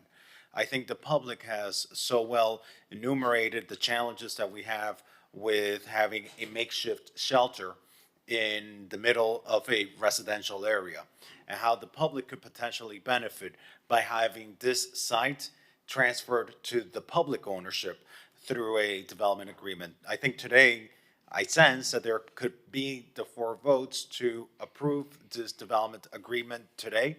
And again, my message to the developer is to listen to the room, because you need more than just 4 votes in a development agreement. You ultimately need 6 votes to move this project forward. And I just encourage you before June 25th to go back and listen to the message you've heard here from several commissioners as it relates to the height and the FAR, because I think these are points that have been consistent since day one of this conversation. We have one more caller on Zoom. Nancy Duke, please state your name, address, 2 minutes.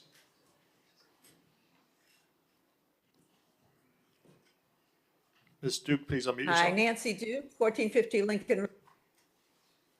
I am unmuted. Can you hear? Go ahead, please. Okay. Okay, thank you. So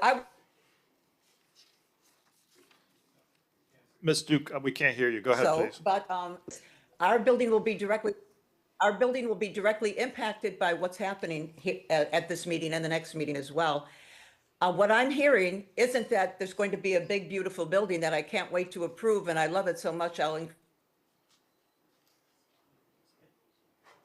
Ms. Duke, I apologize, but you keep cutting But out. anything to get rid of the bikini hostel. So I know, I'm sorry. So I'll ask you all, is this really a good reason to increase FAR? Is it the building, or is it that you just want to get rid of the bikini hostel? Thank you. Thank you. That concludes the last individual. Thank you. Who was originally I'm online. going to turn it to Eric to try to bring this home. But I just want to thank you, everyone who commented, everyone who called in, everyone who spoke. Anyone who is listening and hasn't spoken, you can send us emails, you can call us. We're a very responsive commission. I read my emails, I respond. I know my colleagues do as well. So there's ways to reach us other than speaking in the meeting, but obviously it's helpful.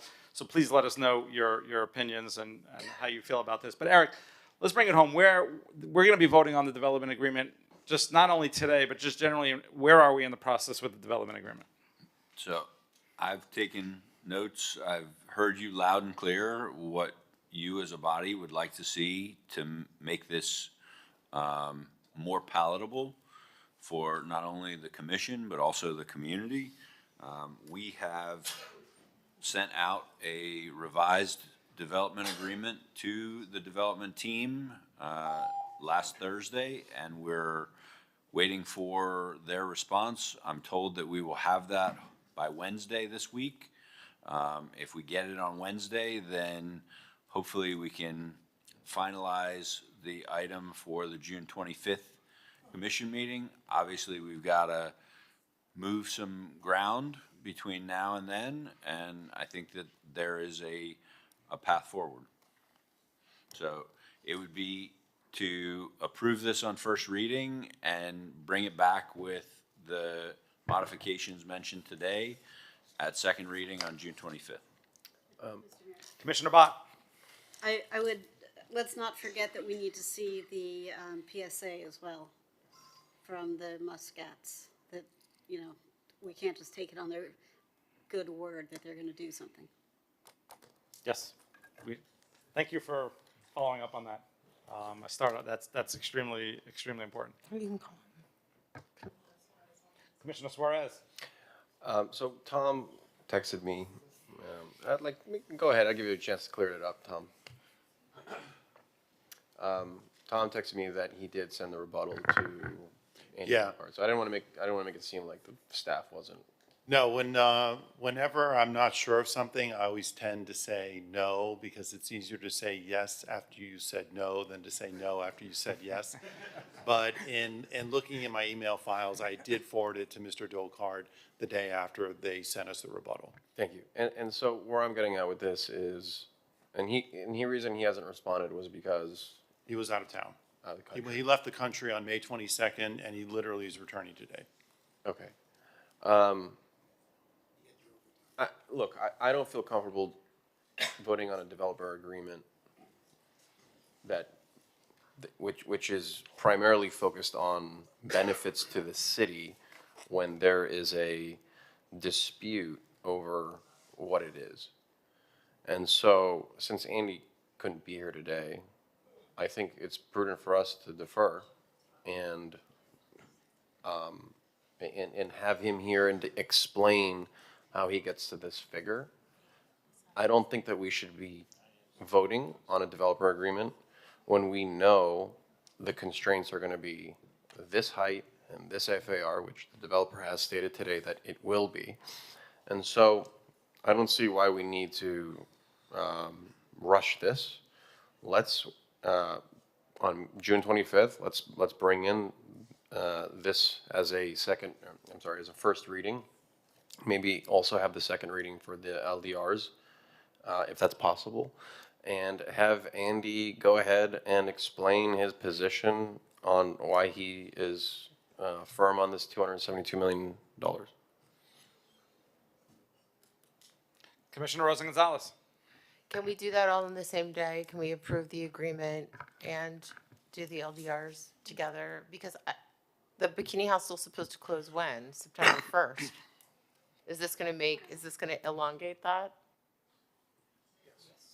It will? By how long?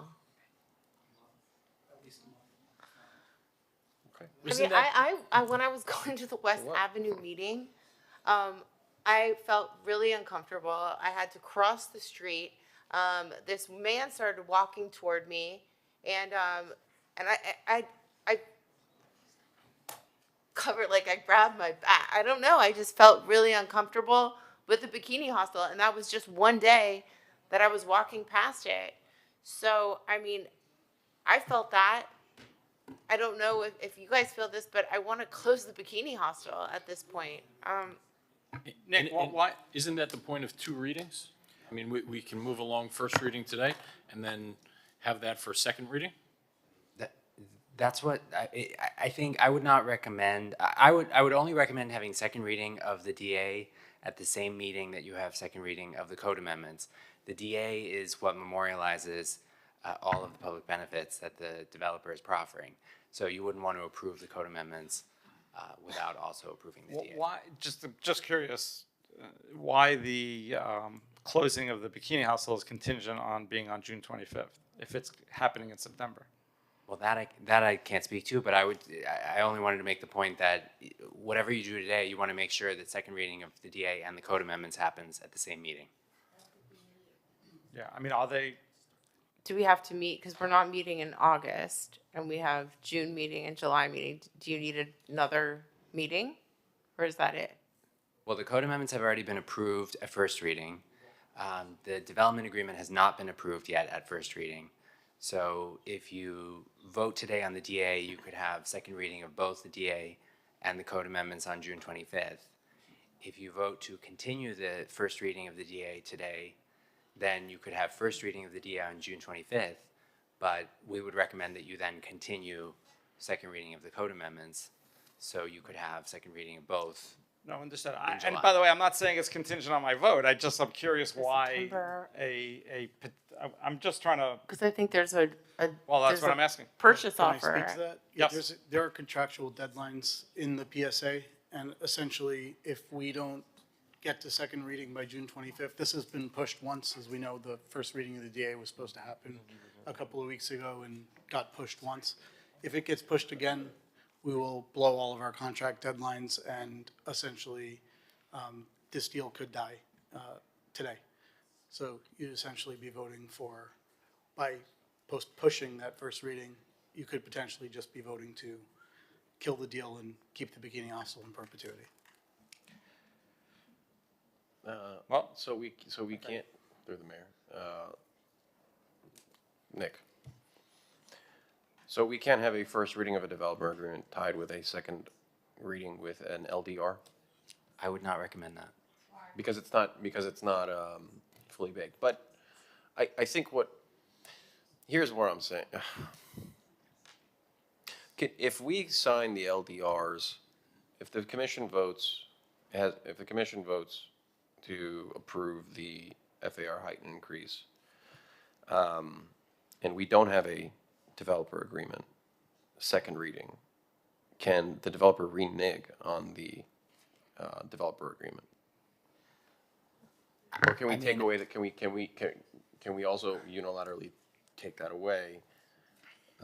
The LDRs. The way the ordinance is structured, Or can we say, based on the LDRs, can we say, this is contingent on our developer agreement being signed on a second reading, or approval of a second reading?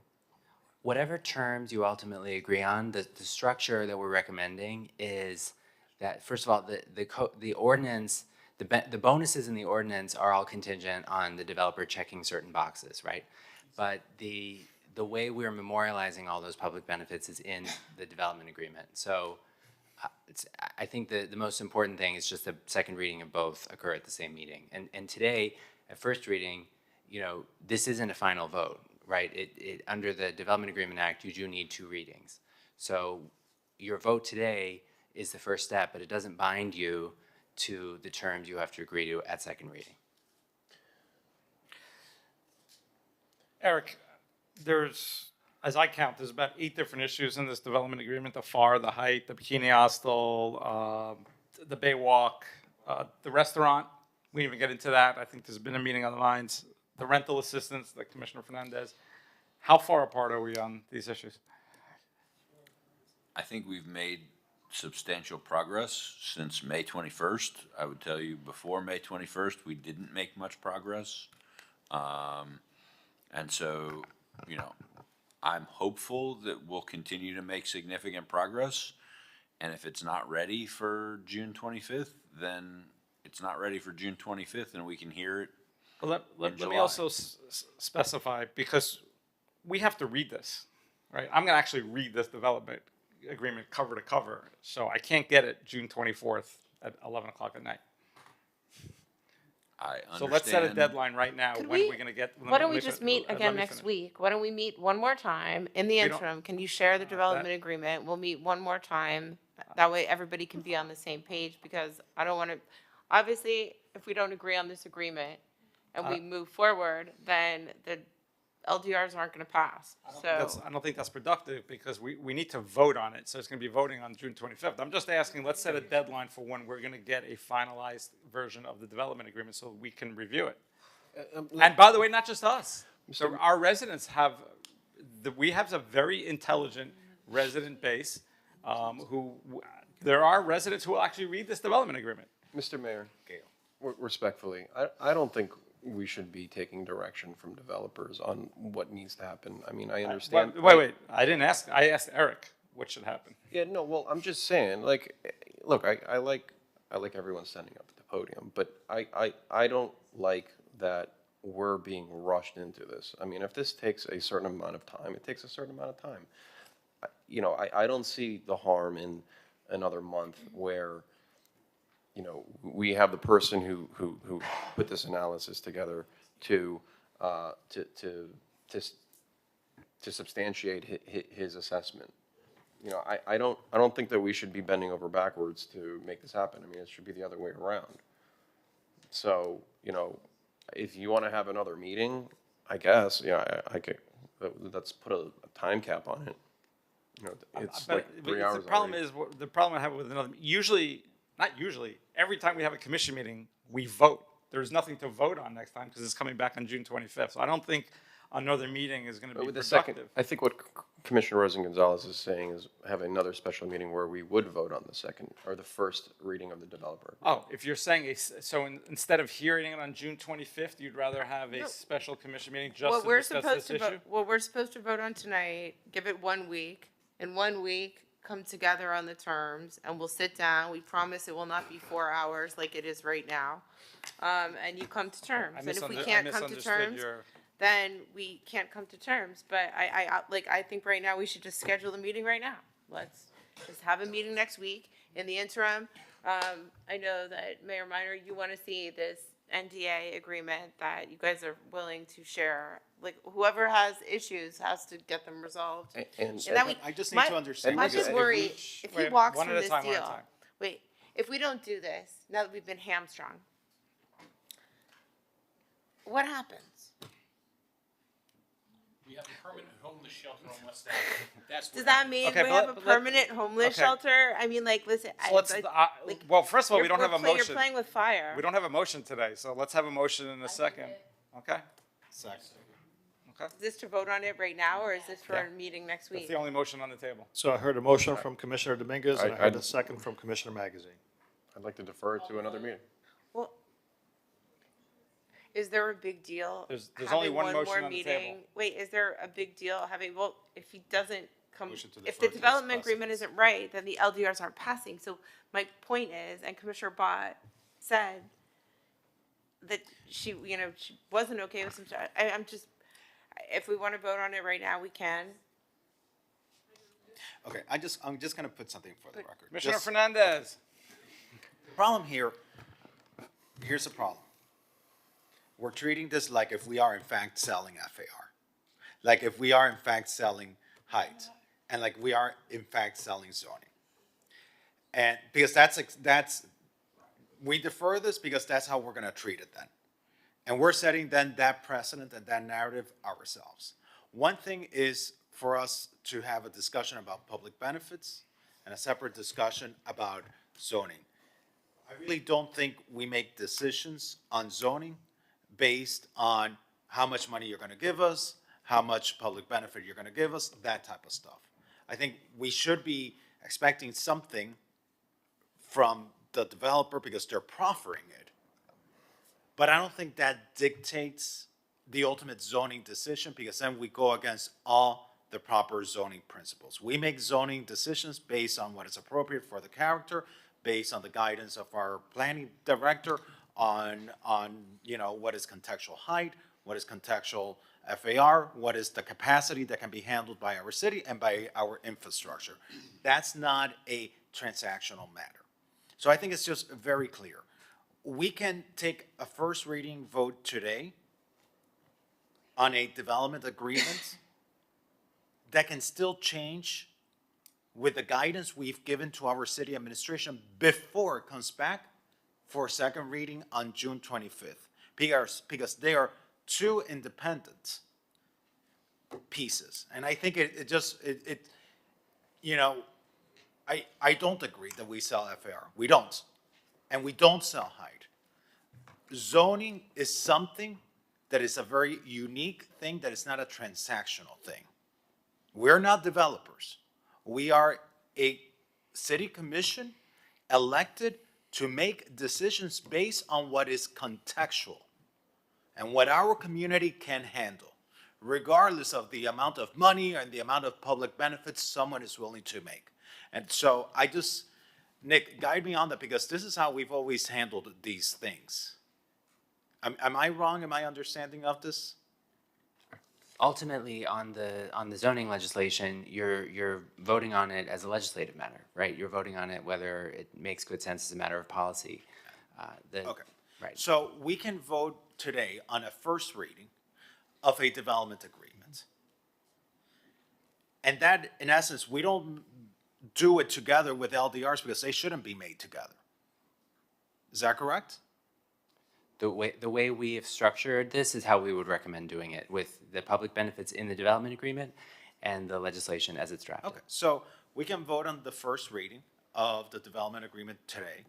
We had given feedback to our city manager. We can, and to you. You all are in a position to negotiate based on the feedback that you've received from us. And if at second reading it's not at a posture that this city commission feels comfortable with, then we vote it down at second reading if it doesn't meet our what we're comfortable with. I think that And there's a it's, motion. that's very simple. And there's a motion in a second. When does the agenda print, Raphael? June 18th? Yeah, a week before the commission meeting. Okay, so that's 9 days from now. This development agreement, I think as part of our motion, should be the final version of the development agreement that we're going to vote on June 25th should be part of the agenda. Because I feel if we don't set that, it's going to be June 24th. Everyone in agreement? Yeah. Okay. So we have a motion in a second. And if it's not included, then it becomes a 4-day rulable item, and we can 4-day rule it. So that means that the developer also, needs to, again, make it very clear, read the room, because there's no point then of even coming back June 25th if you're not reading what you're hearing from this day as tonight. We have a motion in a second. I'll give you the. Thank you. I just want to be clear. If we bring Andy Dokart here at the next meeting, and he substantiates his claim of $272 million, I mean, where does that leave us? Are you guys going to be willing to give more to the city? Does that go both ways?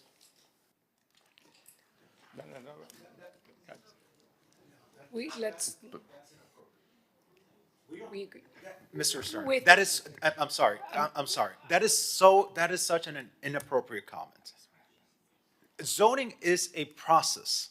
You might be in the business world and you might be used to making transactions. For us, this is the character of our city. And for you to say, is it both ways? No, I'm sorry. That is so inappropriate. This is the character of where people live, Alex, of I the agree, precedent I that agree it with that creates. wholeheartedly, which is why I've done as much outreach as I've done, met with the commissioners as many times as I have, met with every single stakeholder multiple times over the course of a year plus, met with city staff dozens of times, took input. I take it very seriously, and this is a very reasoned, very thoughtful, very considered proposal on balance. We have a motion and a second. Let's call the vote. Motion by Commissioner Dominguez, seconded by Commissioner Magazine. It includes a June 18th deadline. That's 7 days. That's when we print the agenda. All in favor, please say aye. Aye. Anyone opposed? Nay. I hear one no from Commissioner Suarez. Anyone else? So the item is approved 6-1. For the record, second reading, public hearing of the development agreement is on June 25th at 9:17 a.m. at the City Commission Chambers, 1700 Convention Center Drive, 3rd floor. Thank you. Meeting adjourned. God bless.